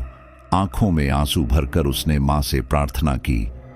मां दुर्गा पर सच्चे विश्वास और उनकी अनन्य भक्ति के कृपा प्रसाद से परिणीता को उस भयंकर सच का साक्षात्कार हो गया था जो उसके जीवन को वीरान करने के लिए छद्मवेश में उसके सामने खड़ा था। परिणीता बारंबार स्वयं को कोस रही थी कि काश उसने उस दिन शारदा पर दया खाकर उसे अपने घर में पनाह नहीं दी होती। ये दया उसे इतनी महंगी पड़ने वाली है। अगर उसे पहले पता होता तो वो शारदा को कभी अपने घर में नहीं घुसने देती, लेकिन अब तो पानी सिर के ऊपर से गुजर चुका था। अब ये सब सोचने का कोई अर्थ ही नहीं बचा था। परिणीता ने पूरी रात यही सोचते हुए गुजार दी कि अब आगे क्या होगा, कैसे बचाएगी वो अपने पति को उस क्रूर यक्षिणी के चंगुल से। यही सब सोच सोचकर उसका दिमाग सुन्न पड़ गया था। आंखों में आंसू और दिल में पति को खो देने का डर और उस पर समय का नितांत अभाव। जो कुछ होना था आज ही की रात होना था। अब परिणीता के पास इस बारे में ढंग से सोचने तक का टाइम नहीं था। उसे कोई रास्ता ही नहीं सूझ रहा था कि करें तो करें क्या। आखिर उस मायावी यक्षिणी से मुकाबला करें तो करें कैसे। इस समय उसकी अवस्था पेड़ से टूटकर किसी भी पल अलग होने वाली डाली जैसी थी। बस फर्क था तो केवल इतना कि इस समय डाली के नहीं खुद पेड़ के प्राण संकट में थे और उसे डाली का नहीं जड़ का फर्ज निभाना था।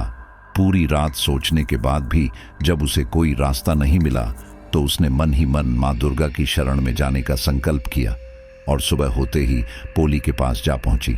सुबह सुबह अपने कमरे में परिणीता को देखकर पोली ने कहा, अरे भाभी, आप इस समय सोप ठीक है ना? उसने कहा, पोता नहीं मुझे पोली, कि सोप ठीक है भी या नहीं। उसकी बात सुनकर पोली थोड़ा विचलित सी हो गई। उसे समझ ही नहीं आया कि परिणीता ने आखिर कहा तो कहा क्या। इसलिए उसने फिर से परिणीता से कहा, क्या मतलब भाभी, मैं कुछ समझ ही नहीं। उसकी इस बात पर तुरंत रिएक्ट करते हुए परिणीता ने कहा, ओरे तुम वो सोप छोड़ो और मैं जो कह रही ही हूं वो सुनो।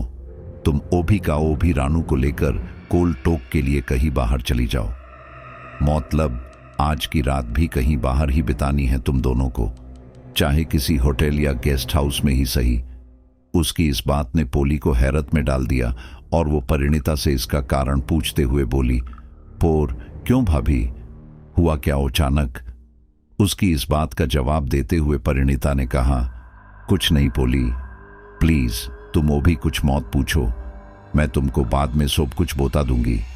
बोस तुम वो भी मेरा बात मानो और प्लीज किसी को कुछ भी बताए बिना चली जाओ। किसी को मौत बताना कि तुम गई कहां, और हाँ अपना फोन भी स्विच ऑफ कर दो। परिणीता के मुंह से ये सब बातें सुनते ही पोली ने घबराते हुए कहा, मुझे समझ नहीं आ रहा है भाभी कि आप ऐसा क्यों कह रही हैं, क्या बात है, प्लीज कुछ तो बताइए। तब परिणीता ने उसके हाथ थामते हुए कहा, पोली मुझ पर भरोसा रखो, मेरा विश्वास करो, मैं तुम्हें इस वक्त कुछ भी नहीं बोता सोकती। पोर हाँ इतना जरूर कह सोकती हूं कि मैं जो भी करने जा रही हूं वो इस परिवार के हित में है। मेरी बात मान लो पोली, प्लीज। परिणीता ने नम आंखों से निवेदन करते हुए पोली से कहा।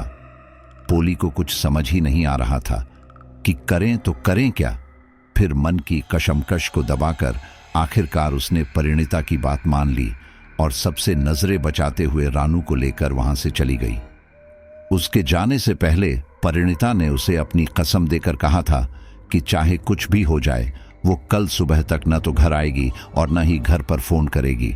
उसका मोबाइल भी परिणीता ने स्विच ऑफ करके वहीं उसके बेडरूम में रखवा दिया था। ये सब पोली के लिए बहुत ज्यादा अजीब था, पर अपनी भाभी की मनोदशा देखकर उसने परिणीता की बात मान ली थी। वहीं परिणीता उन दोनों को सही सलामत घर से निकालने में कामयाब होने के बाद सामान्य व्यवहार करते हुए घर के कामों में लग गई। उसने निश्चय कर लिया था कि चाहे कुछ भी हो जाए पर वो तब तक हार नहीं मानेगी जब तक कि उसके शरीर में जान है। उसने अपने अशांत मन को बड़ी मुश्किल से काबू में कर रखा था। उसने खुद को नॉर्मल दिखाते हुए सबके लिए चाय नाश्ता और दोपहर का खाना बनाया ताकि उस यक्षिणी को उस पर शक न हो। पर खुद अन्न तो क्या सुबह से एक बूंद पानी भी नहीं पिया। आज न तो करवा चौथ थी और न ही कजली तीज, न ही छठ पूजा और न ही वट सावित्री व्रत। ऐसा कोई सुहाग वाला दिन नहीं था कि उसे ऐसा कठोर व्रत करना पड़े। अमावस्या के इस अशुभ दिन को जब उसका सुहाग खतरे में था, उसने अपना सौभाग्याकांक्षी व्रत बना लिया था और मन ही मन ये संकल्प ले लिया था कि जब तक देवाशीष को उस यक्षिणी के चंगुल से नहीं बचा लेगी तब तक न तो कुछ खाएगी और न ही पानी पिएगी। सच में यही तो है असली शक्ति एक पतिव्रता की, उसका मनोबल जिसे तोड़ पाना इंद्र आदि देवताओं के वश में भी नहीं। जब परिस्थितियां इतनी विपरीत हो जाए तब ऐसा अपार धैर्य और मनोबल ही तो साधारण मनुष्य को महामानव बनाता है। परिणीता ने भी उसी बुद्धि कौशल और मनोबल का परिचय दिया था, लेकिन उसके सामने कोई आम इंसान शत्रु बनकर नहीं खड़ा था। उसके समक्ष तो एक महादानवी थी जो उसके सौभाग्य और जीवन दोनों का ही काल बनकर उसके सर पर मंडरा रही थी। सुबह से पोली और रानू को घर में न देखकर उस यक्षिणी के मन में संदेह का बीज प्रस्फुटित हो गया, तो उसने सीधे जाकर विद्या देवी से इस बारे में पूछा। तभी परिणीता भी वहां आ पहुंची तो विद्या देवी ने उससे इस बारे में पूछा। परिणीता जानती थी कि उस यक्षिणी के मन में संदेह जरूर होगा, इसके लिए वो पहले से ही तैयार थी। उसने असहज हुए बिना कहा, जी माँ जी, वो पोली के एक फ्रेंड का एक्सीडेंट हो गया है कल रात। उसे सुबह ही पता चला तो वो मुझे बोताकोर सीधा हॉस्पिटल चली गई। इतनी सुबह वो अकेली जा रही थी तो मैंने रानू को भी उसके साथ भेज दिया ताकि उसे थोड़ा कंफर्टेबल महसूस हो।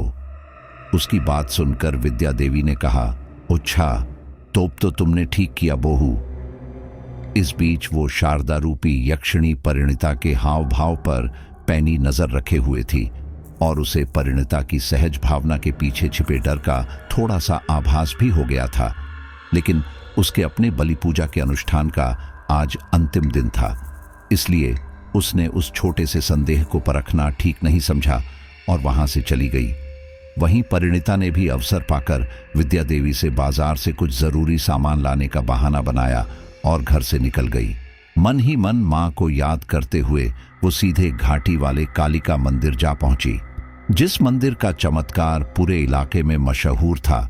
कोई भी भक्त अब तक वहां से निराश होकर नहीं लौटा था।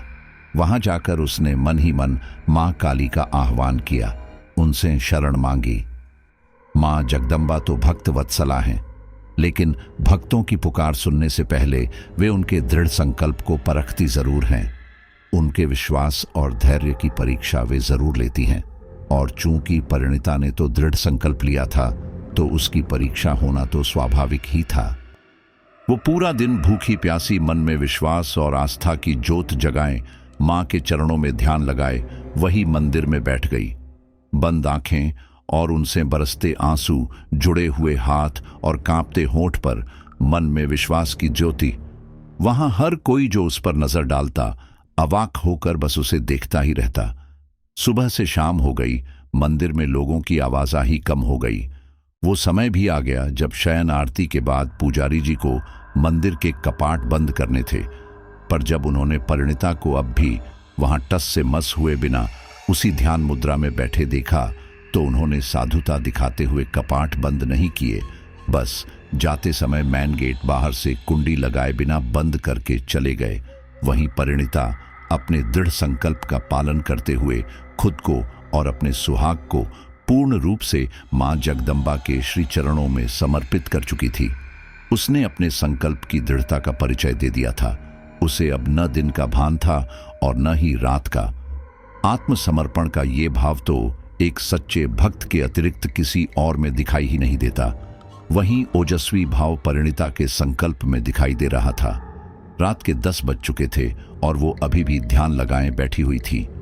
आसपास का माहौल एकदम शांत और मानव विहीन हो चुका था, लेकिन उसी शांति को भंग करती हुई एक मंद आवाज परिणीता के कानों में गूंज उठी, तुम कौन हो बेटी?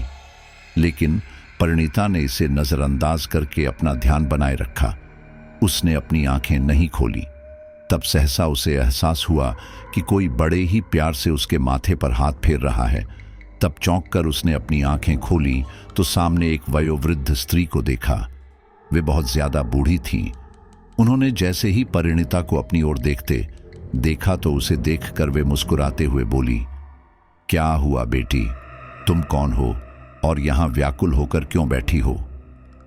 उन्होंने एक बार फिर परिणीता से पूछा। परिणीता को यह समझ ही नहीं आ रहा था कि उसे उस औरत के सवालों का जवाब देना चाहिए या नहीं।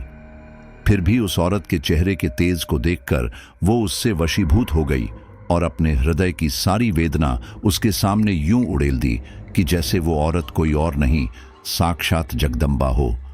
उस बूढ़ी औरत ने भी बड़ी तसल्ली से उसकी पूरी बात सुनी और मुस्कुराने लगी। तब परिणीता ने शिकायत भरे अंदाज में उनसे कहा, तुमको मेरी बात पोर विश्वास नहीं है मौसी। इस पर वे वृद्ध माता बोली, मैंने तो ऐसा कुछ नहीं कहा बेटी। परिणीता ने उन वृद्ध माता से कहा, तो फिर आप मेरी बात सुनकर हंस क्यों रोही हैं? उसकी बात सुनकर उन वृद्ध माता ने संबल देते परिणीता से कहा, मैं तुम पर हंस नहीं रही हूं बेटी, बल्कि मैं तो तुम्हारे दृढ़ संकल्प और विश्वास को देखकर प्रसन्न हो रही हूं। लेकिन बेटी, एक बात मेरी समझ से परे है कि जब तुम्हें मां जगदम्बा पर अटल विश्वास है तो तुम अब तक यहां क्या कर रही हो? उनकी कही ये बात परिणीता की समझ में नहीं आई और वो इस संबंध में उनसे प्रश्न करते हुए बोली, क्या मतलब मौसी? मैं आपकी बात को समझ नहीं पा रही हूं। इस समय में जिस मुश्किल में मैं फंसी हुई हूं उससे तो केवल मां ही मुझे उबार सकती है। फिर मैं यहाँ से कहाँ जाऊं मौसी, आप ही बताइए।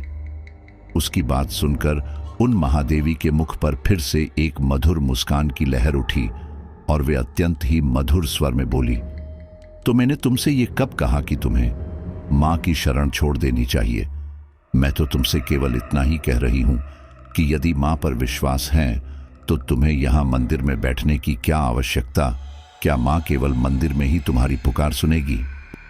अगर तुम अपने घर पर अपने पति के पास जाकर उन्हें पुकारोगी तो क्या वे तुम्हारी रक्षा नहीं करेंगी?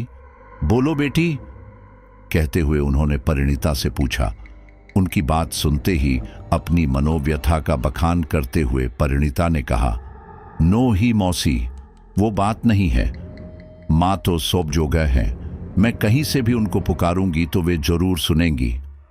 पोर मौसी, मैं घोर जाकोर करूंगी क्या? मेरी लोड़ाई तो उस योक्षिणी से है, मैं उसका सामना तो नहीं कोर सोकती ना। बस इसीलिए मैं मां दुर्गा की शरण में आई हूं। ओब वो ही मेरे सौभाग्य की रक्षा कोर सोकती है। उसकी इस बात पर उन्होंने एक बार फिर परिणीता को समझाते हुए कहा, निस्संदेह ये तो शाश्वत सत्य है कि जो भी प्राणी परमेश्वरी के श्री चरणों में शरण लेता है मां उसे अवश्य ही भयमुक्त करती है, किंतु ये भी सत्य है कि वे सदैव उन्हीं की सहायता करती हैं जो पुरुषार्थ करते हैं बेटी। उनकी इस बात का प्रतिकार करते हुए परिणीता ने कहा, तो आपको क्या लोग रोहा है मौसी? क्या मैं जो कोर रही हूं वो पुरुषार्थ नहीं? मैं तो एक साधारण सी स्त्री हूं और मेरी शत्रु एक भयानक योक्षिणी। मैं अकेली उसका सामना कैसे कोर पाऊंगी? ये कोरना तो मूर्खता ही होगा ना। उसी इस बात ने वृद्ध माता को तनिक रुष्ट कर दिया था। अतः उसकी इस बात का उत्तर देते हुए वृद्ध माता ने थोड़ा आवेश के साथ कहा, हाँ, जब शत्रु पक्ष मजबूत हो तो उसके सामने अकेले जाना ठीक नहीं है। पर बेटी, तुम अकेली कहाँ हो? तुम तो मां जगदम्बा की शरण में हो, फिर तुम्हें कैसा भय? यदि तुम्हें उन पर पूर्ण विश्वास है तो जाओ और जाकर परिचय करवा दो उस निशाचरी को अपनी भक्ति और आदिशक्ति मां जगदम्बा की शक्तियों से। तथापि वे पुनः विनम्र होते हुए बोली, बेटी, मां जगदम्बा तो भक्तवत्सला हैं, वे तो हमेशा ही अपने भक्तों की सहायता करती हैं। पर ये मत भूलो कि वे सदा ही अपने भक्तों की सहायता के लिए किसी न किसी को निमित्त अवश्य बनाती हैं। क्या पता इस बार वे खुद तुम्हें ही निमित्त बनाना चाहती हो। इसलिए बेटी, उन पर विश्वास रखो और अपने घर जाओ। तुम्हारे पति को इस समय सबसे अधिक तुम्हारे साथ की आवश्यकता है। याद रखो, जब दो जीवात्माओं के मध्य सच्चे प्रेम की अविरल सरिता बहती है तब उन्हें जुदा कर पाना तो स्वयं विधाता के वश में भी नहीं है। कहते हुए उन्होंने अपनी बात समाप्त की। उनकी इस बात ने परिणीता के मन में साहस भर दिया था। परिणीता ने कहा, आप ठीक कह रही हैं मौसी, मुझे अपनी मां पोर पूरा विश्वास है। अब मैं उस योक्षिणी से नहीं डरती। और वो उन वृद्ध माता को हाथ जोड़कर धन्यवाद देते हुए आगे बोली, आपका खूब खूब धन्यवाद मौसी, आपने मेरी आंखें खोल दी। अब मुझे जाने की अनुमति दीजिए और आशीर्वाद दीजिए कि मैं उस पिशाचिनी से ओपने देबाशीष को बोझा सकूं। उसकी बात सुनकर वे महामानवी मुस्कुराई और उसे आशीर्वाद देते हुए अत्यंत ही मधुर स्वर में बोली, तुम्हारा कल्याण हो बेटी, तुम्हारा सौभाग्य बना रहे। उनसे आशीर्वाद पाकर परिणीता तुरंत ही वहां से बाहर आई। बाहर आकर जब उसने देखा तो काफी अंधेरा था, रात गिर चुकी थी और वहां इंसान तो क्या एक परिंदा भी नजर नहीं आ रहा था। तब उसे अचानक अपने मोबाइल और पर्स का ध्यान आया और वो उसे लेने तुरंत फिर से मंदिर के अंदर की तरफ भागी। वहां जाकर उसने अपना पर्स तो ले लिया, पर उन वृद्ध माता को वहां न पाकर वो थोड़ा चकित हुई और उन्हें पुकारते हुए इधर उधर ढूंढने लगी। मौसी, अरे ओ मौसी, ऐ मौसी, कहाँ हो आप मौसी? पर न तो किसी ने उसकी पुकार सुनी और न ही उसे वहां कोई दिखा। ये देखकर परिणीता हैरान परेशान हो गई और मन ही मन सोचने लगी, कमाल है, आखिर मौसी गई तो गई कहाँ? मैं तो मंदिर के बाहर ही थी, वे बाहर तो आई ही नहीं और यहां से निकलने का कोई और रास्ता भी तो नहीं है। फिर कहा, चोली गई अचानक, गायब ही हो गई। आखिर कौन थी वो? यही सोचते हुए वो पुनः मंदिर से बाहर आ गई। बाहर आते ही वो और ज्यादा आश्चर्यचकित हो गई। जहां अब तक एक परिंदा भी नजर नहीं आ रहा था, वहां अचानक उसे एक ऑटो खड़ा दिखा। उस ऑटो को देखकर उसका सर चकरा गया, दिमाग सुन्न पड़ गया। उसे समझ ही नहीं आ रहा था कि आखिर वो ऑटो असल में ऑटो ही हैं या कुछ और। उसके मन में एक कशमकश होने लगी कि क्या उसे वो ऑटो लेना चाहिए या नहीं। पर उस समय वहां से घर जाने का उसके सिवा और कोई रास्ता नहीं था। इसलिए मां जगदम्बा का नाम लेकर उसने आखिरकार वो ऑटो ले ही लिया। वो ऑटो वाला भी जैसे परिणीता के इंतजार में ही वहां खड़ा था। उसके करीब जाते ही बिना कुछ पूछे उसने ऑटो स्टार्ट कर दिया। ये देखकर परिणीता और ज्यादा चौंक गई और उसके मन में एक अजीब सा डर पैदा हो गया। पर उसका घर जाना उस टाइम बेहद जरूरी था और वहां जाने के लिए उसके पास उस ऑटो के सिवा कोई और विकल्प ही नहीं था। बस इसीलिए मां दुर्गा का नाम लेकर उसने वो सफर शुरू कर दिया। वो सफर परिणीता के लिए जैसे स्वयं मां भवानी ने तय किया था। इतनी रात गए उस सुनसान इलाके में एक अजनबी ऑटो वाले के साथ, जहां परिणीता को ये तक नहीं पता था कि वो ऑटो और उसका ड्राइवर असली हैं या कोई तिलिस्म। पर फिर भी उस समय उसके पास और कोई विकल्प न होने के कारण उसे वो सफर करना ही पड़ा। इस समय परिणीता के मन में यक्षिणी के तिलिस्म से कई अधिक डर था।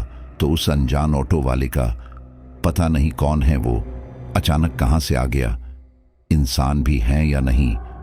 यही सब सोचते हुए उसने मन ही मन प्रार्थना की, भगवान करे अगर ये कोई इंसान हो तो भला हो, नहीं तो कोई भूत प्रेत ही सही।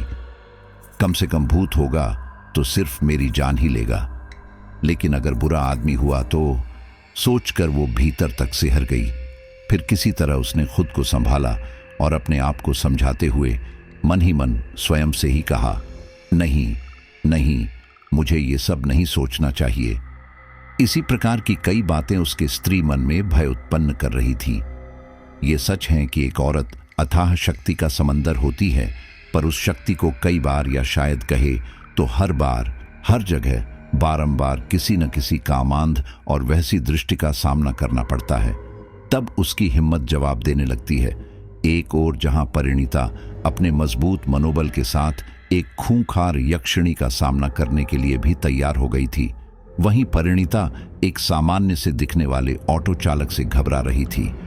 उसके मन की ये व्यथा समझा पाना किसी के वश में नहीं है, पर हां, प्रत्येक स्त्री मन इस व्यथा को बड़ी सहजता से समझ सकता है, क्योंकि हर औरत अक्सर कहीं न कहीं ऐसी परिस्थितियों से गुजरती रहती है। लेकिन मां जगदम्बा की कृपा से परिणीता का ये भय और संदेह भरा सफर सुखद ही रहा। घर पहुंचते ही वो सीधा अंदर की ओर भागी, पर वहां कोई नहीं था। पूरे घर में अंधेरा पसरा हुआ था। ये दृश्य देखकर परिणीता का डर और ज्यादा बढ़ गया और उसने अपनी सास और देवाशीष को पुकारना शुरू किया। माँ जी, देवाशीष, माँ जी, देवा, कहाँ हैं आप? देवा, देवा। उन दोनों को पुकारते हुए वो अपने कमरे की तरफ बढ़ी। कमरे में जाते ही उसकी नजर पीछे वाली खिड़की पर पड़ी। खिड़की से बाहर का मंजर देखते ही परिणीता के पैरों तले से जमीन ही खिसक गई। हे मां, सहसा उसके मुंह से निकल पड़ा और वो घर के पीछे वाले ग्राउंड की तरफ भागी। वहां जाकर जो कुछ उसने देखा वो बड़ा ही भयावह था। वो यक्षिणी अपने असली रूप में देवाशीष के साथ विवाह की विधि संपन्न कर रही थी। विद्या देवी भी वहीं पास बैठी हुई थी। ये देखकर परिणीता को थोड़ा आश्चर्य हुआ। आश्चर्य इस बात का कि आखिर उस भयानक राक्षसी को असली रूप में देखने के बाद भी वो दोनों आसानी से उसकी हर बात मान रहे थे। ये कैसे हो सकता है? ये परिणीता के लिए वास्तव में अत्यंत ही चकित विस्मित कर देने वाली बात थी। पर जब उसने ध्यान से विद्या देवी और देवाशीष को देखा तो उसे ये समझते देर न लगी कि उस यक्षिणी ने उन दोनों को पूरी तरह से अपने वश में कर लिया है। परिणीता भय से थर-थर कांप रही थी। उस यक्षिणी और उसकी नकारात्मक शक्तियों की क्रूर और डरावनी आवाजें समूचे वातावरण में गूंज रही थीं। परिणीता की आंखों से आंसू झरने की भांति झरने लगे थे। हे मां दुर्गा, तुम ही रक्षा करो मां। मेरे देवा को उस निशा चोरी के चोंगुल से बचाओ माँ। उसने हाथ जोड़कर मन ही मन माँ शक्ति को याद किया। तभी उसे उन वृद्ध माता की कही बातें याद आ गई और उसने मन ही मन पूर्ण श्रद्धा और विश्वास के साथ जगदम्बा का स्मरण किया। मन ही मन अपने संकल्प को दृढ़ करते हुए वो स्टोर रूम की ओर बढ़ी, जहां उसने उस यक्षिणी और बाकी सबसे छिपाकर माँ की मूर्ति रखी थी। वो सबसे छिपकर निरंतर वहां माँ की आरती और पूजा किया करती थी। बस अब उसी पूजा भक्ति और विश्वास का फल प्राप्त करने का समय आ गया था। स्टोर रूम में पहुंचते ही उसने माँ को प्रणाम किया और वहां से माँ की मूर्ति को अपनी गोद में उठाकर बिजली की सी चपलता और दृढ़ता के साथ वो उस यक्षिणी की तरफ बढ़ चली। जैसे जैसे उसके कदम उस यक्षिणी की तरफ बढ़ रहे थे, उसकी शक्ति क्षीण पड़ रही थी। उसे इस बात का आभास हो रहा था कि कोई अत्यंत ही दिव्य प्रलयंकारी शक्ति बड़े ही वेग के साथ उसकी ओर बढ़ रही है, जिससे उसका बच पाना असंभव है। इसलिए उसने बिना समय गंवाए उस महाशक्ति को उसके राक्षसी यज्ञ की वेदी के समक्ष आने से रोकने का निर्णय किया और वो अपनी यक्ष माया से कई रूपों में बंट गई। ठीक वैसे ही जैसे सहस्त्रों रक्त बीज मां चंडिका के समक्ष आ खड़े हुए थे, उस भयानक यक्षिणी ने कई रूपों में बंटकर अपनी सिद्धि में आने वाली परिणीता रूपी बाधा को रोकने के प्रयास प्रारंभ कर दिए। वहीं दूसरी तरफ अपनी साधना को सफल करने के लिए अपने असली स्वरूप में विधि को जारी रखा। उसकी आसुरी माया, जो अब कई रूपों में परिणीता के समक्ष खड़ी थी, उस पर वार करने लगी। वो कभी भयानक विषैले नाग परिणीता पर छोड़ती तो कभी राहों में कांटे और कांच बिछा रही थी, कभी उस पर धकती आग और अंगारों की बरसात कर रही थी। पर वो अपने मनोबल को कमजोर किए बिना इन सब से बचते हुए अपने संकल्प और विश्वास की शक्ति के साथ आगे बढ़ रही थी। उसका शरीर चोटिल हो रहा था, शरीर पर जगह जगह से खून निकल रहा था। उसके पैर, जो अंगारों, कांटों और कांच के दिए घावों से बेबस हो चुके थे, वे थमने की बजाय निरंतर आगे बढ़ रहे थे और यही दृढ़ता उसके संकल्प को सफल करने में सहभागी बनने वाली थी। मां जगदम्बा की मूर्ति उसके हाथों में अब भी उसी प्रकार विराजमान थी। उन्हीं के नाम और विश्वास के सहारे परिणीता का मनोबल दृढ़ बना हुआ था। जैसे जैसे यक्षिणी के उन मायावी स्वरूपों के अत्याचार बढ़ रहे थे, उसके मुंह से मां जगदम्बा के नाम की गूंज भी उतनी ही तेज हो रही थी। अब तो जय मां दुर्गा का उद्घोष उसके मुंह से इतना प्रखर और प्रबल हो गया था कि उसकी गूंज तले उस यक्षिणी की सारे माया स्वरूप जलकर पल भर में भस्म हो गए। लेकिन उनके दिए घावों और चोटों से परिणीता का शरीर छलनी हो चुका था। उसके शरीर का कोई ऐसा अंग नहीं था जहां चोट न लगी हो, रक्त न बह रहा हो। परिणीता के शरीर की सारी शक्ति जा चुकी थी, पर उसके मनोबल की शक्ति अब तो पहले से भी 4 गुना बढ़ गई थी। इसी मनोबल और संकल्प शक्ति के सहारे आखिरकार वो उस यक्षिणी की सारे मायाजाल को तोड़कर उसके समीप जा पहुंची। जब वो उस यक्षिणी के पास पहुंची तो मां जगदम्बा के तेज से उस यक्षिणी की शक्तियां कम पड़ने लगी। तब वो गुस्से से बौखला गई और उठकर परिणीता पर प्रहार करने लगी। लेकिन उसकी इस बौखलाहट के चलते उसके वशीकरण का प्रभाव देवाशीष और विद्या देवी पर से खत्म हो गया, जिसके फलस्वरूप वो दोनों उस यक्षिणी के भयानक रूप और उसकी वास्तविकता से परिचित हो गए। डर के मारे उनके शरीर कंपाने लगे थे। वहीं दूसरी तरफ उनकी नजर परिणीता पर पड़ी, जो पूर्ण निर्भीकता और साहस से उस यक्षिणी के समक्ष डटकर खड़ी थी। यक्षिणी ने अपनी यक्ष माया के प्रभाव से उस पर कई प्रहार किए, अनेकानेक प्रकार से उसे भयभीत करने का प्रयास किया। कभी बादलों की तेज गर्जना तो कभी विस्फोटक किसी भयंकर आवाज के साथ कड़कती बिजली का भ्रम उत्पन्न किया।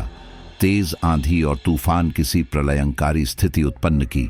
भयानक जंगली जानवरों की आवाजें, खूंखार चेहरे वाली प्रेतात्माओं का तांडव, उनका परिणीता पर झपटना, सब कुछ इतना भयानक था कि जिसकी कल्पना भी नहीं की जा सकती।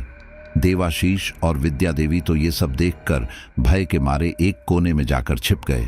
वहीं परिणीता अब अपने मन के भय की सारी सीमाएं लांघ चुकी थी, और जब इंसान अपने आंतरिक भय की सीमाएं लांघ लेता है तब उसका भय स्वतः ही समाप्त हो जाता है। परिणीता के साथ भी ठीक वैसा ही हुआ। उसने अपने समस्त आंतरिक भय को जीत लिया था। ये वास्तव में नारी शक्ति के अदम्य साहस का अद्भुत उदाहरण था। देवाशीष और विद्या देवी उसके इस निर्भीक और साहसी स्वरूप को पहली बार देख रहे थे। उन्हें अपनी आंखों पर विश्वास ही नहीं हो रहा था कि वो जो उनके सामने खड़ी उस यक्षिणी से लोहा ले रही हैं, उनकी अपनी परिणीता है। एक ऐसी खौफनाक बला जिसे देखकर बड़े से बड़े महारथी की भी रूह कांप जाए। परिणीता उसके समक्ष एक स्वयंभू चट्टान की भांति अडिग खड़ी थी। ये दृश्य उन दोनों के लिए वास्तव में विस्मित करने वाला था। वहीं वो दुरात्मा यक्षिणी अपनी समस्त शक्ति का प्रयोग करके भी परिणीता को डरा नहीं सकी, उसके संकल्प को नहीं तोड़ सकी। उसके शरीर पर अनगिनत घाव देकर भी उसके मनोबल को नहीं तोड़ सकी। अपनी भक्त के इसी मनोबल और संकल्प शक्ति तथा अटल विश्वास ने मां जगदम्बा को प्रसन्न कर लिया था और मां ने एक ही पल में अपना चमत्कार दिखा दिया। परिणीता के मनोबल को न तोड़ पाने और अपनी बलि पूजा के पूर्ण न हो पाने की वजह से वो यक्षिणी उस पर अत्यंत ही कुपित हो गई थी।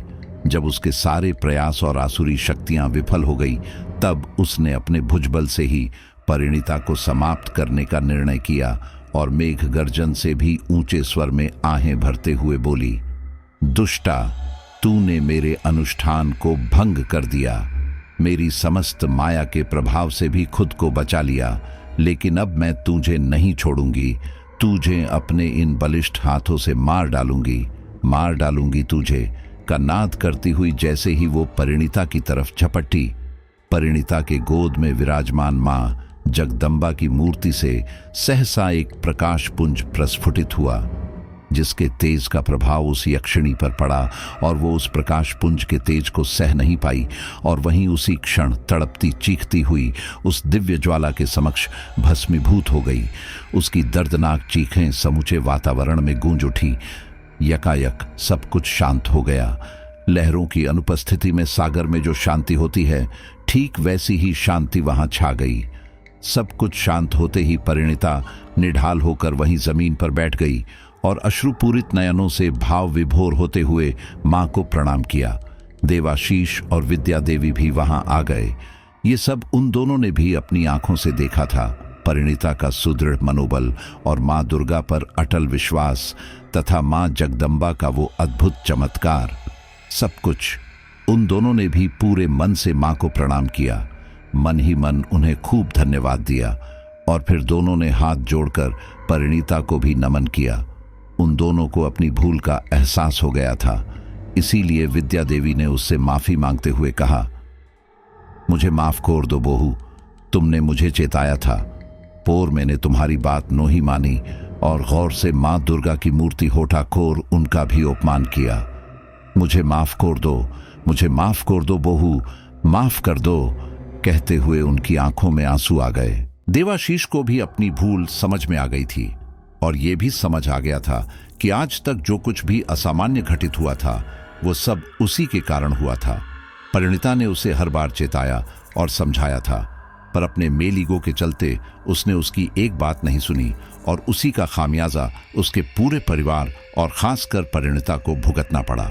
उसने भी हाथ जोड़कर परिणीता से माफी मांगते हुए कहा, सबसे ज्यादा तो मैं तुम्हारा दोषी हूं परिणीता। तुम हमेशा मुझे समझाती रही, पोर मैंने कभी तुम्हारी बातों को नहीं सुना, हमेशा तुम्हारी भक्ति और विश्वास का मजाक बनाया। मैंने तो केवल तुम्हारा ही नहीं भगवान का भी अपमान ही किया है सदा।